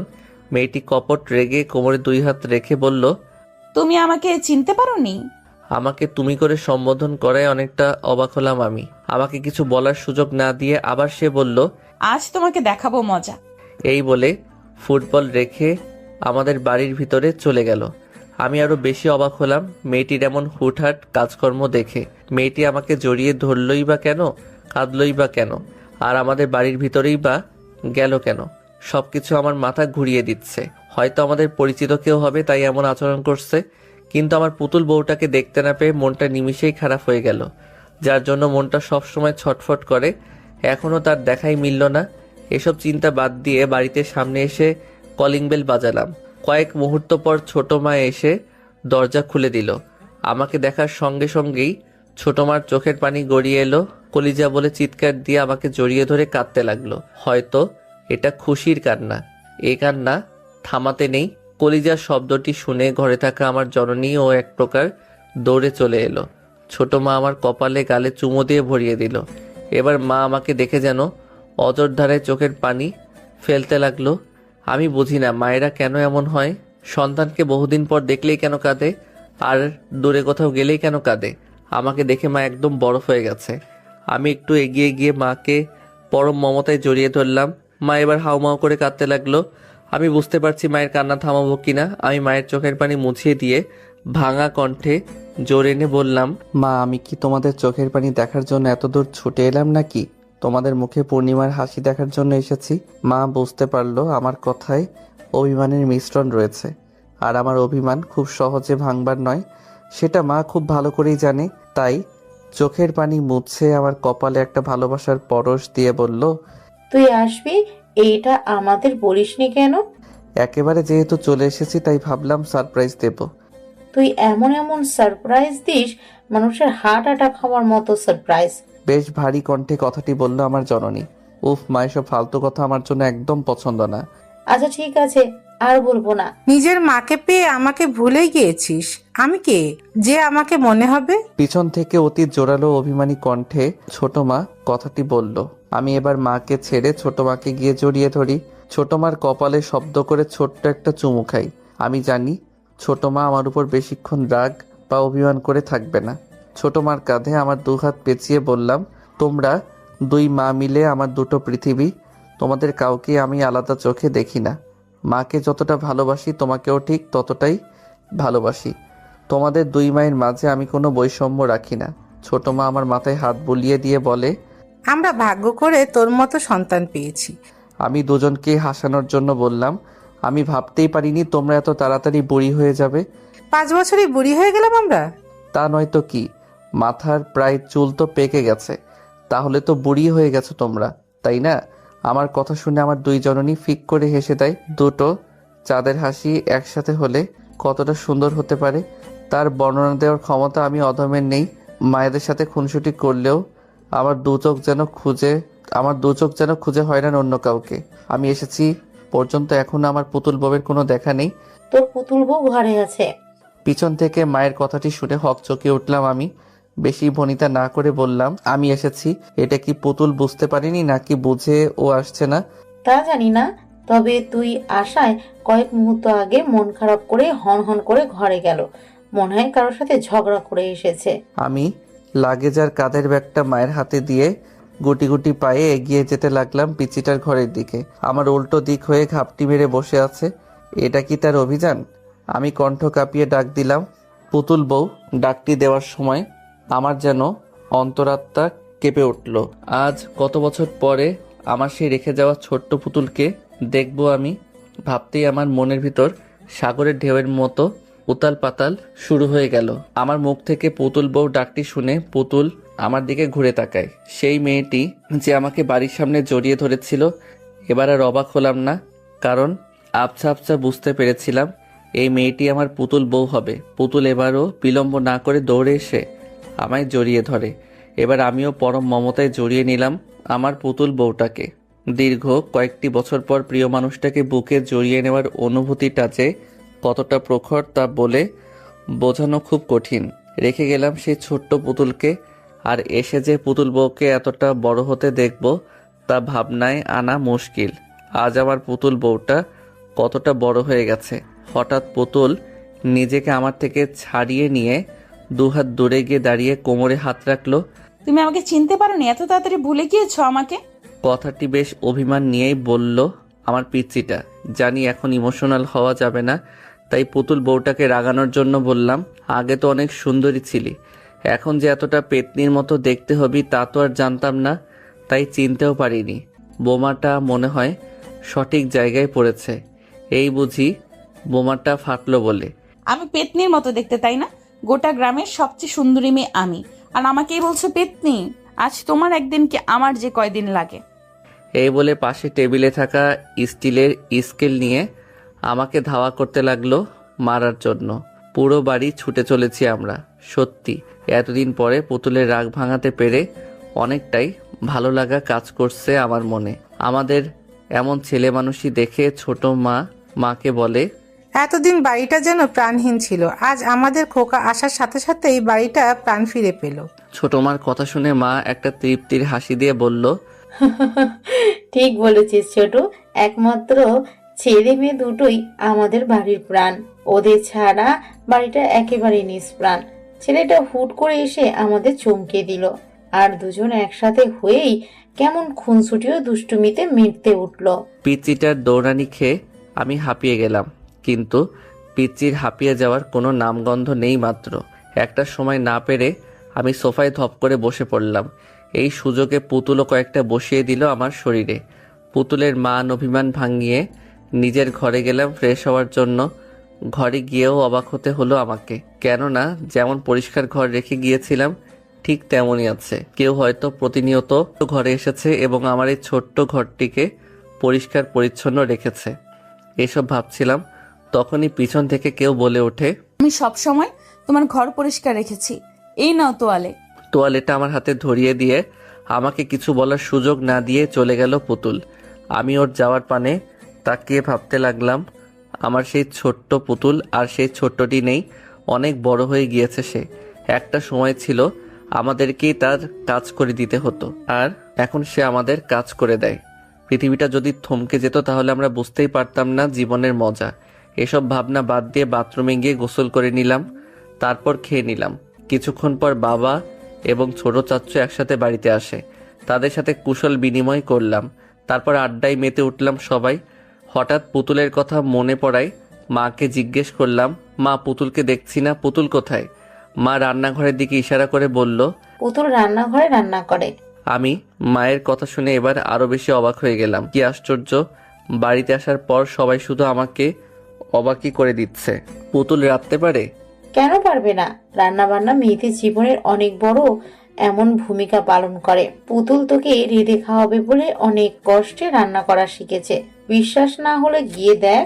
যাক মা, আমার পথটা সোজা করে দিল পুতুলের কাছে যাওয়ার কথা বলে। না হলে হুট করে কিসের বাহানা দেখিয়ে পুতুলের কাছে যেতাম। তাই আর বিলম্ব না করে রান্নাঘরের দিকে অগ্রসর হলাম। গিয়ে আমি এক অপরূপাকে দেখতে পেলাম। ওড়না কাঁধে ঝুলিয়ে কোমরে বেঁধেছে পুতুল। পুতুলের মুখে একটু আটা লেগে আছে, দারুণ লাগছে দেখতে। পুতুল অতীতের তুলনায় বর্তমানে আরো বেশি সুন্দর হয়েছে। লম্বা কালো চুল, হরিণীর মতো টানা টানা চোখ, নাকটা হালকা উঁচু, চোখ দুটো বড় বড়, চুলগুলো হাঁটুর নিচে। পুতুলের চুল ছোটবেলা থেকেই বড়। আমার সামনে এ যেন এক মায়াবতী নারী দাঁড়িয়ে আছে। আমি পুতুলের ওই অপরূপ সৌন্দর্যের ভিতরে নিজেকে হারিয়ে ফেললাম। দরজায় হেলান দিয়ে মন ভরে পুতুলকে দেখতে ব্যস্ত হয়ে পড়লাম আমি। এদিকে কারো উপস্থিতি টের পেয়ে পুতুল দরজার দিকে তাকায়। আমাকে এভাবে দেখে কিছুটা নড়ে চড়ে উঠল। হয়তো আমাকে এভাবে আশা করেনি সে। এদিকে পুতুলকে দেখতেই বিভোর আমি। পুরো দুনিয়া যেন এই মুহূর্তে থমকে গিয়েছে। পুতুলের মনে শয়তানি বুদ্ধি জেঁকে বসে। গরম খুঁদি নিয়ে টিপি টিপি পায়ে আমার সামনে এসে দাঁড়ায়, তবু কোনো হেলদল নেই আমার। পুতুল গরম খুন্তিটা আমার হাতে ছোঁয়ালো, সঙ্গে সঙ্গে চিৎকার বেরোলো, কিন্তু চিৎকারটা বাইরে যেতে দিল না পুতুল। তার আগেই তার ওই নমনীয় কোমল হাত দিয়ে আমার মুখটা চেপে ধরে। পুতুল একদম আমার শরীরের সাথে লেপ্টে গেছে। আমি পুতুলের তুলনায় একটু লম্বা হওয়ায় আমার মুখ চেপে ধরায় আমার একদম কাছে আসতে হয়েছে তাকে। আমি পুতুলের চোখের দিকে তাকিয়ে একদম বরফ হয়ে যাই। কি আছে এই চোখে, যার মায়ায় বারবার হারিয়ে ফেলছি নিজেকে। আমার গরম নিঃশ্বাস পুতুলের হাতে আছড়ে পড়ছে। এতে পুতুল শিউরে ওঠে, মনে হচ্ছে শরীরটা এলিয়ে দিল। পুতুল কেউ দেখে ফেলবে। পুতুল আমার মুখ থুবড়ে হাতটা সরিয়ে নেয়। দেখুক, তাতে আমার কি? আমি পুতুলের এমন মোহময় কথা শুনে বেকুব হয়ে গেলাম। কেউ দেখে ফেললে সমস্যা হবে। তুমি আমাকে চুপি চুপি দেখছিলে, তাতে কোনো সমস্যা নেই, আর আমি একটু এসেছি তাতেই যত সমস্যা। এই বলে পুতুল আবার নিজের জায়গায় গিয়ে রান্না করতে থাকে। আমি ওর কাছে গিয়ে ভাবতে লাগলাম, পুতুল সত্যি আর ছোট নেই। ও বুঝতে পেরেছে কাছে আসার গুরুত্বটা। হঠাৎ খেয়াল করলাম পুতুলের হাতে কিসের যেন একটা দাগ। আমি পুতুলের হাতটা চেপে ধরে জিজ্ঞেস করলাম, পুতুল তোর হাতে কি হয়েছে? পুতুল তার হাতটা ছাড়িয়ে নেওয়ার ব্যর্থ চেষ্টা করে বলল, তেমন কিছু না, এমনিতেই। এমনিতেই যে দাগ পড়ে না পুতুল, সত্যি করে বলো। পুতুল পিট করে তাকিয়ে আমতা আমতা করে বলল, তোমার জন্য রান্না শিখতে গিয়ে তেল হাতে পড়ে একটু পুড়েছিল। পুতুলের কথাটা যেন সোজা আমার বুকে গিয়ে বিঁধল। সেই ছোট্ট পুতুল আমার জন্য এতটা কষ্ট করেছে। আমি কিছু না বলে শুধু মায়াবী দৃষ্টিতে তাকিয়ে রইলাম পুতুলের দিকে। রাতে ডিনার শেষ করে পুতুলের রান্নার অনেক প্রশংসা করলাম। এতে পুতুল অনেকটাই খুশি হয়েছে। বউ বা প্রিয় মানুষগুলো যখন আপনার জন্য কষ্ট করে রান্না করে, তখন একটু বানিয়ে হলেও তার রান্নার প্রশংসা করুন। এতে সে অনেকটাই অনুপ্রেরণা পায় এবং আনন্দিত হয়। প্রিয় মানুষগুলো কিন্তু সামান্য একটু প্রশংসা পাওয়ার জন্যই রান্না করে। সকালে ঘুমিয়েছিলাম, হঠাৎ পেটে ভারী কিছু অনুভব করলাম। ঠোঁটেও কোনো কিছুর স্পর্শ পাচ্ছি। চোখ দুটো খুলে দেখি পুতুল আমার পেটে বসে আমার ঠোঁটে লিপস্টিক মাখিয়ে দিচ্ছে। আমি নড়তে গেলেই পুতুল বলে, খবরদার নড়াচড়া করবে না, তাহলে কিন্তু খুব খারাপ হয়ে যাবে বলে দিলাম। আমিও চুপচাপ ওর পাগলামিগুলো দেখতে লাগলাম। পাগলিটা পারেও বটে। দুষ্টুমিটা জেনে ও রক্তে মাখা। প্রথমে আমার ঠোঁটে লিপস্টিক মাখিয়ে দিল, তারপর পুরো মুখে মেকআপ করে দিল, তারপর আমার মুখের সামনে ছোট একটা আয়না ধরলো। জঙ্গলি ভূত বানিয়ে দিয়েছে একেবারে। তারপর নিজেই দাঁতের এক অদ্ভুত ঘর্ষণ দিয়ে বলল, আমাকে পেতনি বলো তাই না? এবার দেখো কেমন লাগে। আমি পুতুলের কথা শুনে মনে মনে হেসে দেই। পেতনিকে পেতনি বলবো না তো কি পরি বলবো? আমার কথা শুনে মনে হয় পুতুলের খারাপ লাগলো, তাই মুখটা কালো করে আমার উপর থেকে নামতে লাগলো। আমি ওর হাত দুটো ধরে আমার দিকে ঘুরিয়ে নিলাম। পালিয়ে যাচ্ছিস কোথায় পিচ্চিটা? পাহাড় সমান অভিমান মুখে জড়ো করে বলল, থাকতে হবে না কোনো পেতনির সাথে, আমি বুঝে গেছি। কি বুঝে গেছিস? শহরে গিয়ে নিশ্চয়ই কোনো শাকচুন্নির খপ্পরে পড়েছ, তাই আমাকে তোমার পেতনি মনে হয়। আমি পুতুলের গাল দুটো টিপে দিয়ে বললাম, তুই পেতনি না, একটি পরীর থেকেও বেশি সুন্দর। তুই মজাও বুঝিস না নাকি? আমার মনের ভাষা বুঝিস না? আমার কমপ্লিমেন্ট শুনে পুতুল মনে হয় একটু লজ্জা পেল। আমি কি তোমার বউ নাকি যে তোমার মনের ভাষা বুঝবো? আমি পুতুলের কথা শুনে হেসে দিলাম। এখন কি আমার পেটের উপর থেকে নামবি নাকি এভাবে পুরো দিন বসে থাকবি? এবার পুতুল আমার পেট থেকে নামলো। আমি ব্রাশে টুথপেস্ট নিয়ে দাঁত মাজতে মাজতে পুতুলের দিকে তাকিয়ে দেখি ঠোঁটে হাত দিয়ে গভীর মগ্ন হয়ে কি যেন ভাবছে। আমি ওর মাথায় একটা চাটি মেরে বলি, কিরে এভাবে কি ভাবছিস? পুতুল কপট রেগে বলল, তুমি আমাকে মারলে কেন? মেরেছি, বেশ করেছি। যেভাবে মুখে হাত দিয়ে চিন্তা করছিস মনে হয় কোনো তুলকালাম হয়ে গেছে। এই বলে আমি বাথরুমে গিয়ে মুখে ধৌত করতে লাগলাম। পুতুল হুট করে এসে প্রশ্ন করে, আচ্ছা তুমি শহরে গিয়ে কোনো মেয়ের সাথে ইটিস পিটিস করনি তো? আমি ভ্রু কুচকে তাকালাম পুতুলের দিকে। আমি উল্টো প্রশ্ন ছুড়লাম, ইটিস পিটিস মানে? প্রেম টেম করনি তো? আমি হাসবো নাকি কাঁদবো বুঝতে পারছি না। প্রেম কি ইটিস পিটিস বলছে মেয়েটা? কি হলো, বলছো না কেন? আরে বাবা না, প্রেম করিনি। সত্যি বলছো তো? এখানে মিথ্যার কি আছে? লেখাপড়া নিয়েই তো ব্যস্ত ছিলাম, প্রেম করার সময় পেলাম কখন? আর যার তার সাথে কি প্রেম করা যায়? আর আমাকেই বা কোন মেয়ে পাত্তা দেবে বল? তোমার মতো বান্দরকে কেউ পাত্তা দিবেও না। এই বলে পুতুল ভেঙচি কেটে দৌড়ে পালিয়ে গেল। ছোটবেলাতে যেমন ইসরে পাকা ছিল এখনো তেমনটি আছে, তবে ওর এই পাগলামিগুলোই আমাদের সুখের সন্ধান মিলিয়ে দেয়। আজ আবারও বাড়ি ছাড়তে হচ্ছে চাকরির সুবাদে। পরিবার স্বজন পুতুলকে ছেড়ে আবারও অজানা ঠিকানায় পাড়ি জমালাম আমি। বেশ ভালোই কাটছিল দিনগুলো। দেখতে দেখতে সপ্তাহ, মাস, বছর কেটে গেল। একদিন অফিসে বসে কাজ করছিলাম, হঠাৎ মুঠো ফোনটি বেজে ওঠে। হাতে নিয়ে দেখি বাবার নাম্বার। বেশ খুশি মনেই রিসিভ করে কানে ধরলাম। হ্যাঁ বাবা, কেমন আছো? আর বাড়ির সবাই কেমন আছে? আমরা সবাই ভালো আছি। তুই কেমন আছিস বাবা? এই তো ভালো। তোকে একটা জরুরি কথা বলবো বলে কল করা। হ্যাঁ বলো। আমরা পুতুলের বিয়ে ঠিক করেছি। বাবার এই ছোট্ট বাক্যটি শুনে আমার যেন পুরো পৃথিবী কেঁপে উঠল। আমি নিজের কানকে বিশ্বাস করতে পারছি না। পুতুলের বিয়ে ঠিক করেছে। আমার কাছে ঘটে যাওয়া গত মুহূর্তটা অবিশ্বাস্য মনে হচ্ছে, তবুও নিজেকে ঠিক রেখে বললাম, এত তাড়াতাড়ি বুড়িটার বিয়ে? হ্যাঁ, ভালো পাত্র পেয়েছি। ছেলে অনেক বড় সরকারি অফিসার। পুতুল অনেক সুখে থাকবে। আমি একটা দীর্ঘশ্বাস ছেড়ে বললাম, পুতুল জানে? না। আমি শুধু ঠিক আছে বলে রেখে দিলাম। আজ আমার পৃথিবীটা বড্ড অসহায় হয়ে পড়ল। আমার পুতুল বউটা অন্য কারো হবে বলে, যাকে নিয়ে ছোটবেলা থেকেই আমার এই ছোট্ট মনে স্বপ্ন বুনেছিলাম, আস্তে আস্তে আমার চোখ দুটো ঝাপসা হতে লাগলো। আমি ভারাক্রান্ত মন নিয়ে বাগানে বসে বুকে দুহাত গুজে আকাশপানে এক পলকে তাকিয়ে আছি।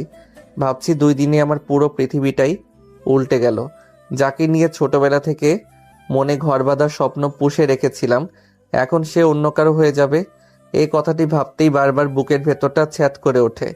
না পারছি নিজেকে সামাল দিতে, না পারছি নিজের অশান্ত মনকে শান্ত করতে, আর না পারছি পরিবারকে কিছু বলতে।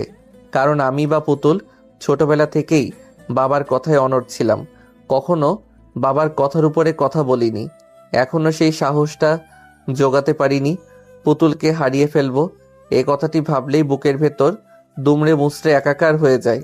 যার সাথে জীবনের পুরোটা সময় জুড়ে হেসে খেলে পার করলাম, সেই কিনা অন্যের ঘরের বউ হতে চলেছে। চোখের কোণে কখন পানি এসে বাসা বেঁধেছে টেরই পেলাম না। হঠাৎ পিছনে কারো উপস্থিতি টের পেলাম। আলতো করে চোখের পানি মুছে পিছনে তাকালাম। পুতুল দাঁড়িয়ে আছে। মুখ দেখে যতটা বুঝলাম তাতে মনে হলো পুতুলের মন আমার থেকেও বেশি খারাপ।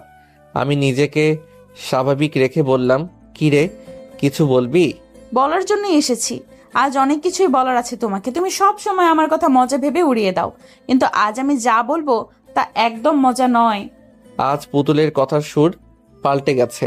এতদিন তার বলা প্রতিটি কথায় দুষ্টুমি লুকিয়ে থাকতো, কিন্তু আজ মনে হচ্ছে পুতুল দুষ্টুমির মুডে নেই। আজ সত্যি সে সিরিয়াস।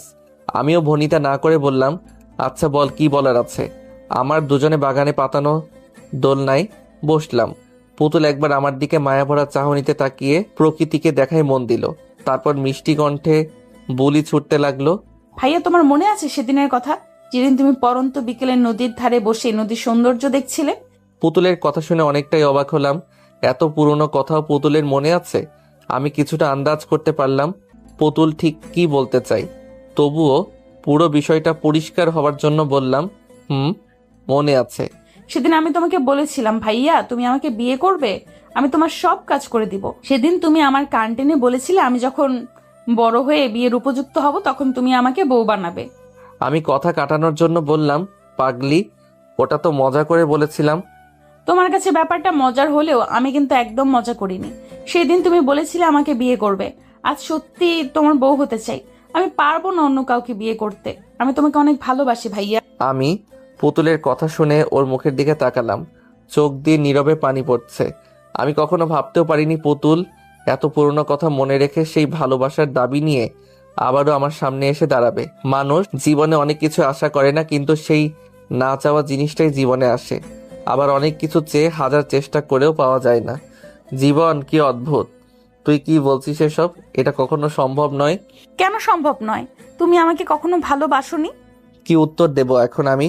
কথা বলার ভাষা যে হারিয়ে গেল।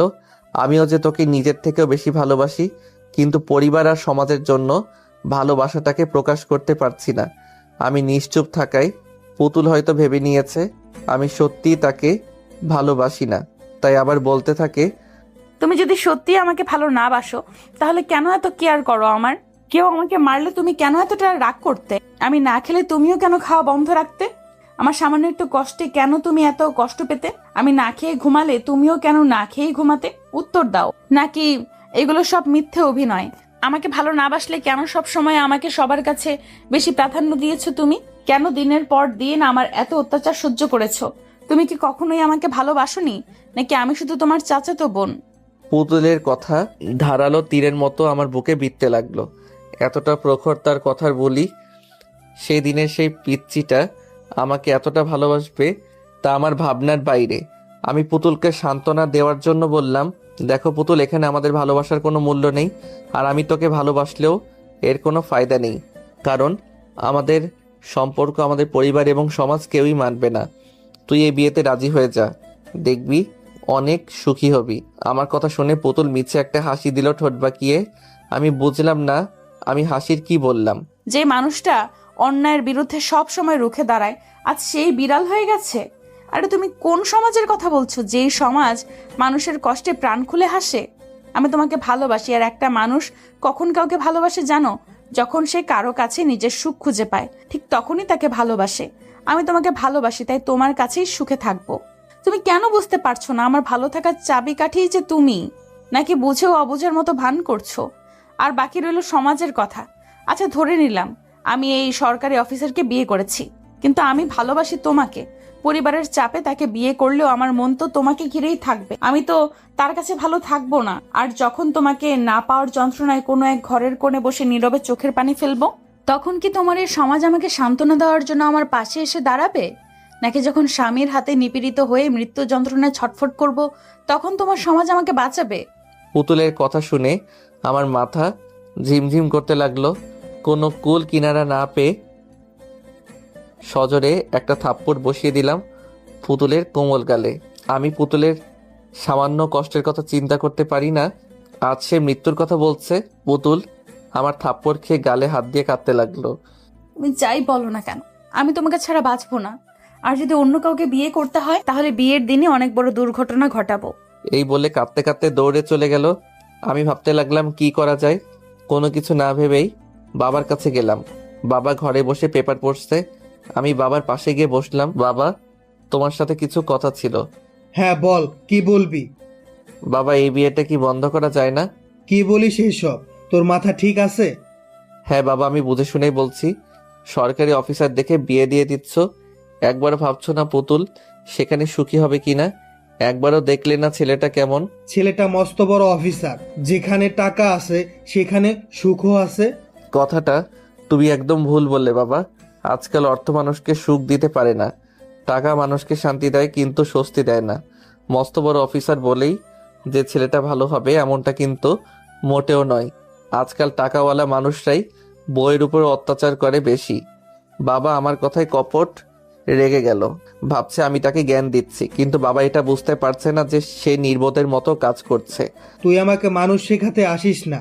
কোনটা ভালো আর কোনটা মন্দ তা আমি বুঝি। আমি তোর সাথে এই বিষয়ে আর কোনো কথা বলতে চাই না। আমি হতাশ হয়ে স্থান ত্যাগ করলাম। আর কি বা করতে পারি? বাবা তো আমাকে অপমান করলো বলা চলে।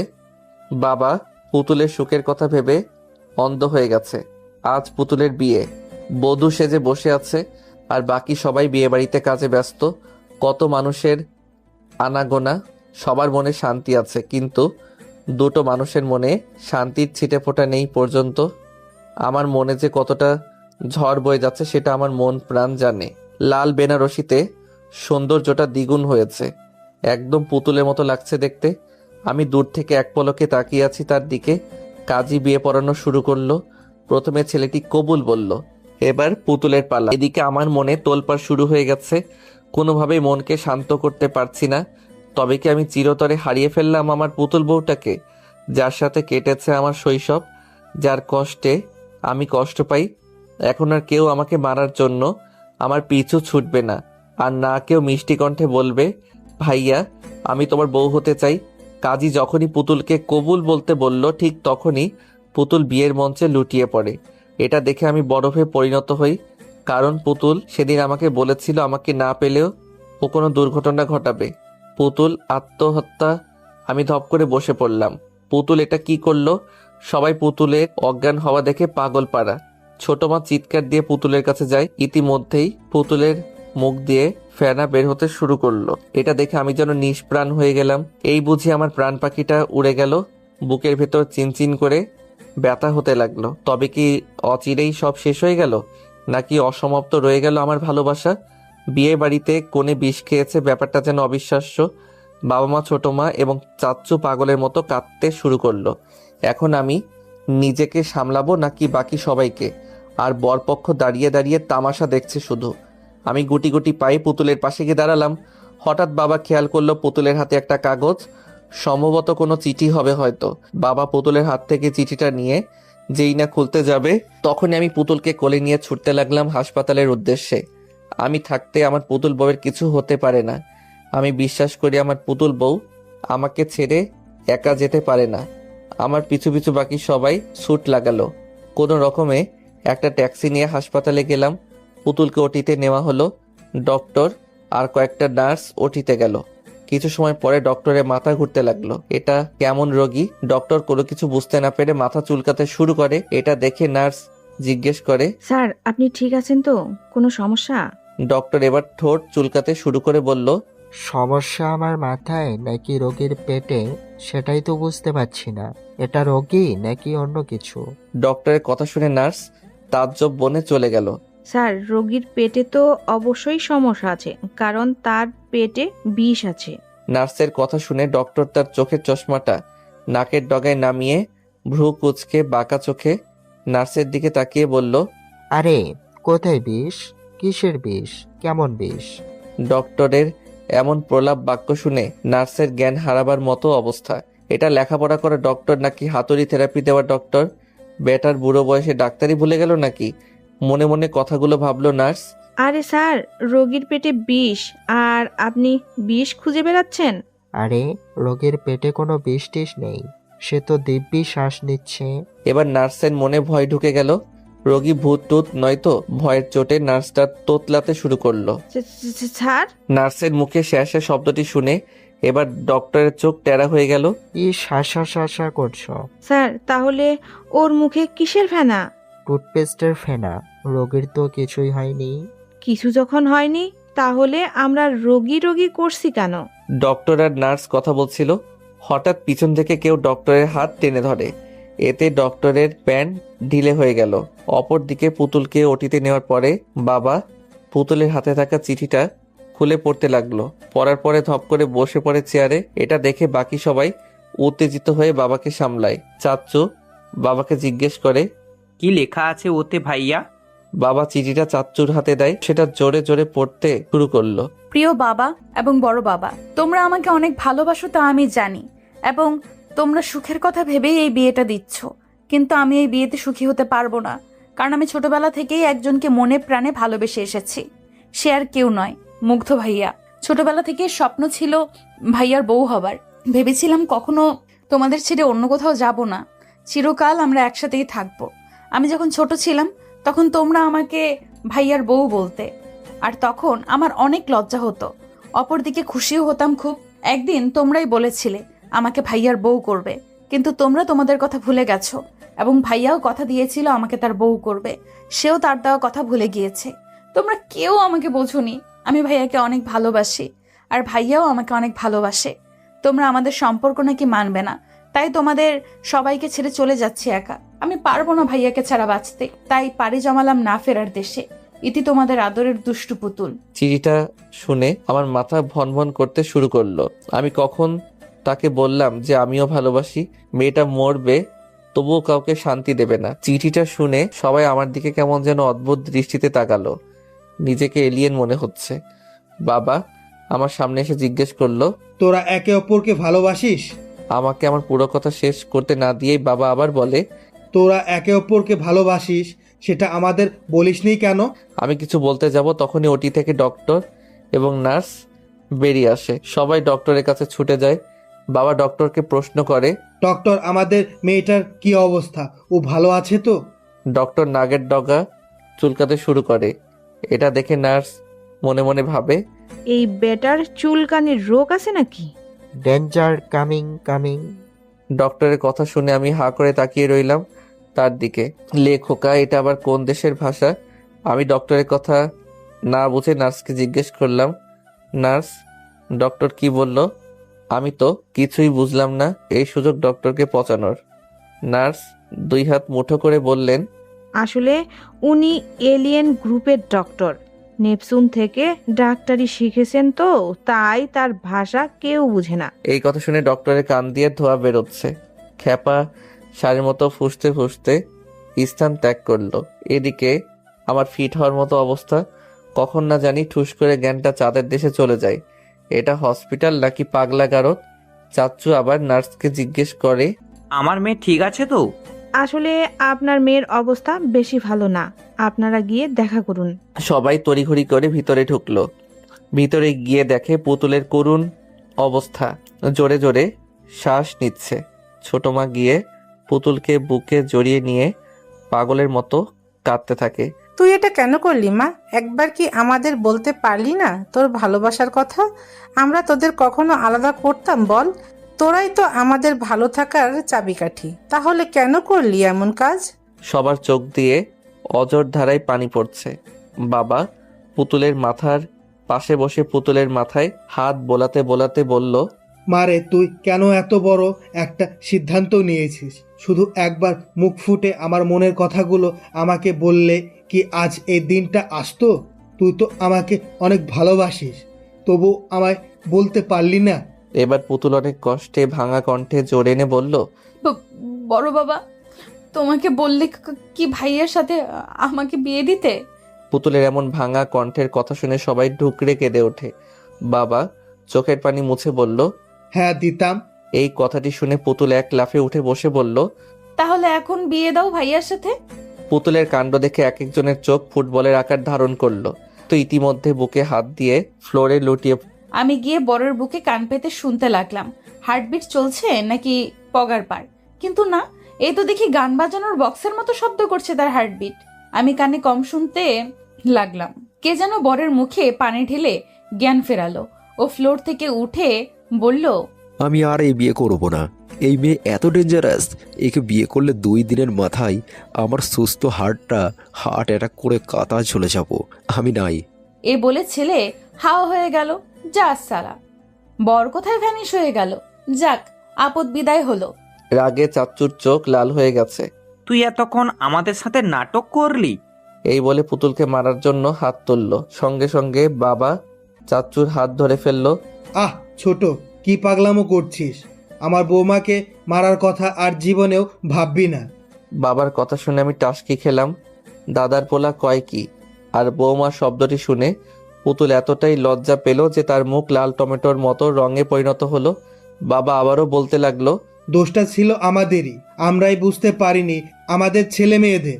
ছোটবেলা থেকে এতটা মহব্বত তাদের দুজনার প্রতি, আর আমি তো ভাবতেই পারিনি আমার পুতুল মা এতটা বড় হয়েছে যে সে কাউকে ভালোবাসতে শিখেছে।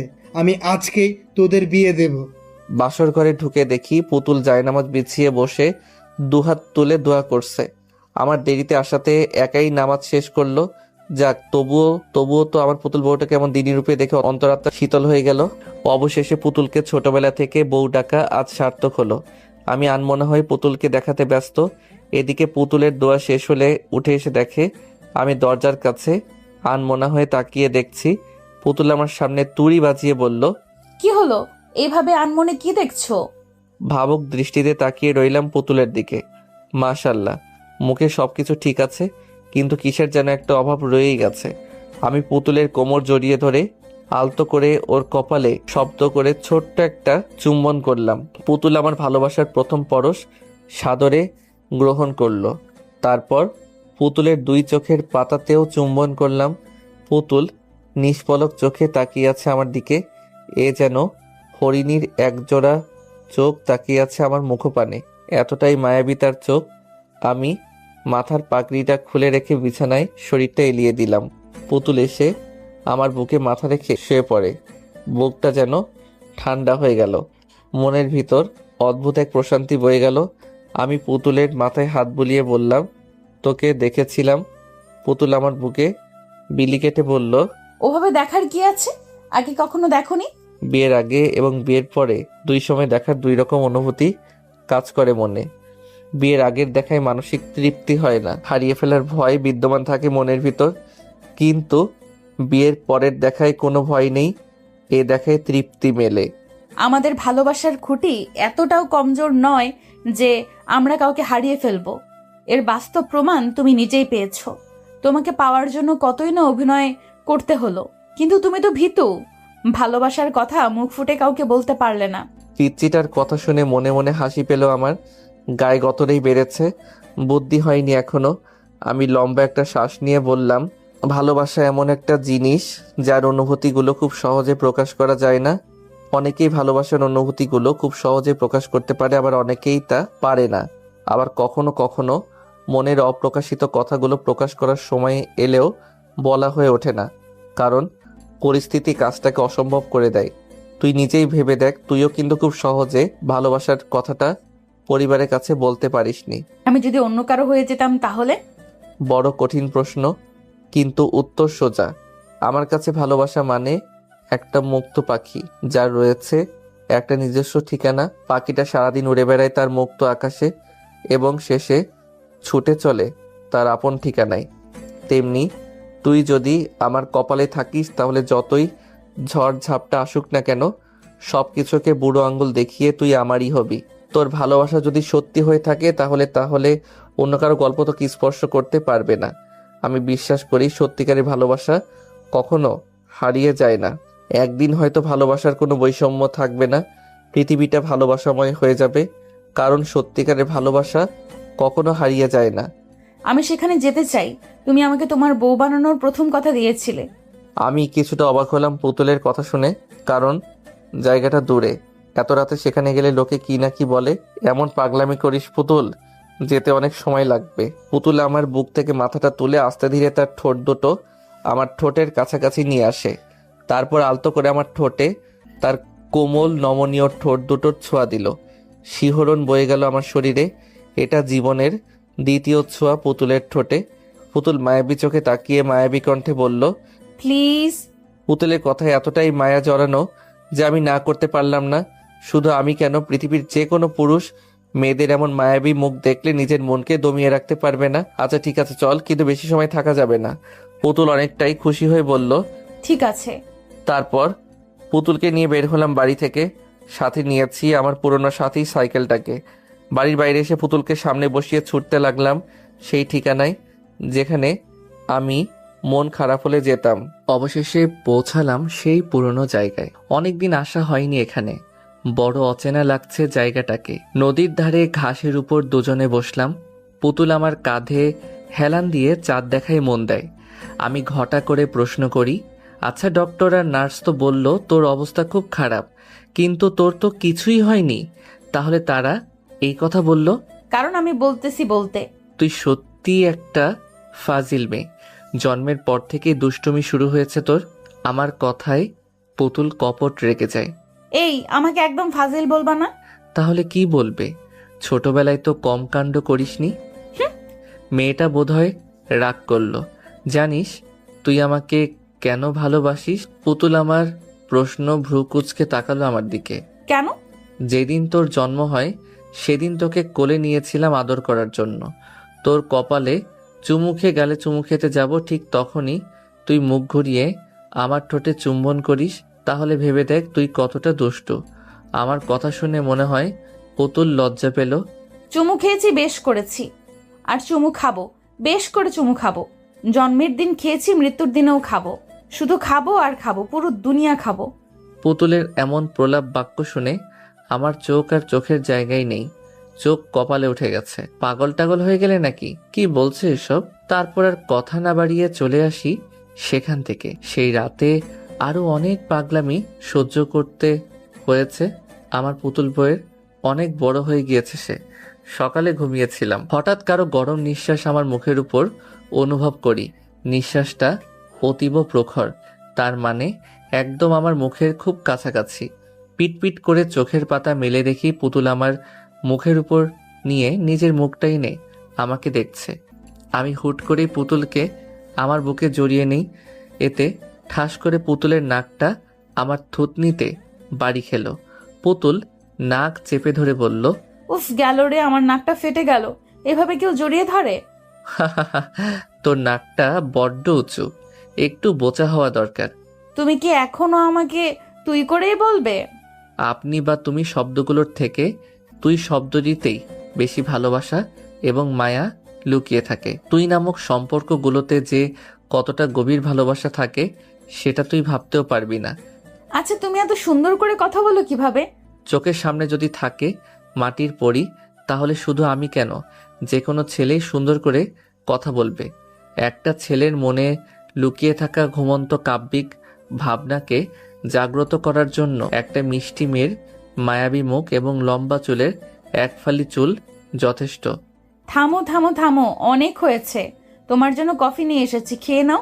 পরে ঠান্ডা হয়ে গেলে আমার দোষ নেই। আর কফি? যেখানে গরম কফির মালিক আমার বুকে, সেখানে কফি ঠান্ডা হলে সমস্যা নেই। হয়েছে অনেক ন্যাকামি। এখন উঠে ফ্রেশ হয়ে বাইরে গিয়ে দেখো কারা এসেছে। পুতুল আর কিছু বলার সুযোগ না দিয়ে এক প্রকার পালিয়ে গেল। আমি কফির মগে চুমুক দিলাম। এটা মা বা ছোট মার হাতের তো নয়।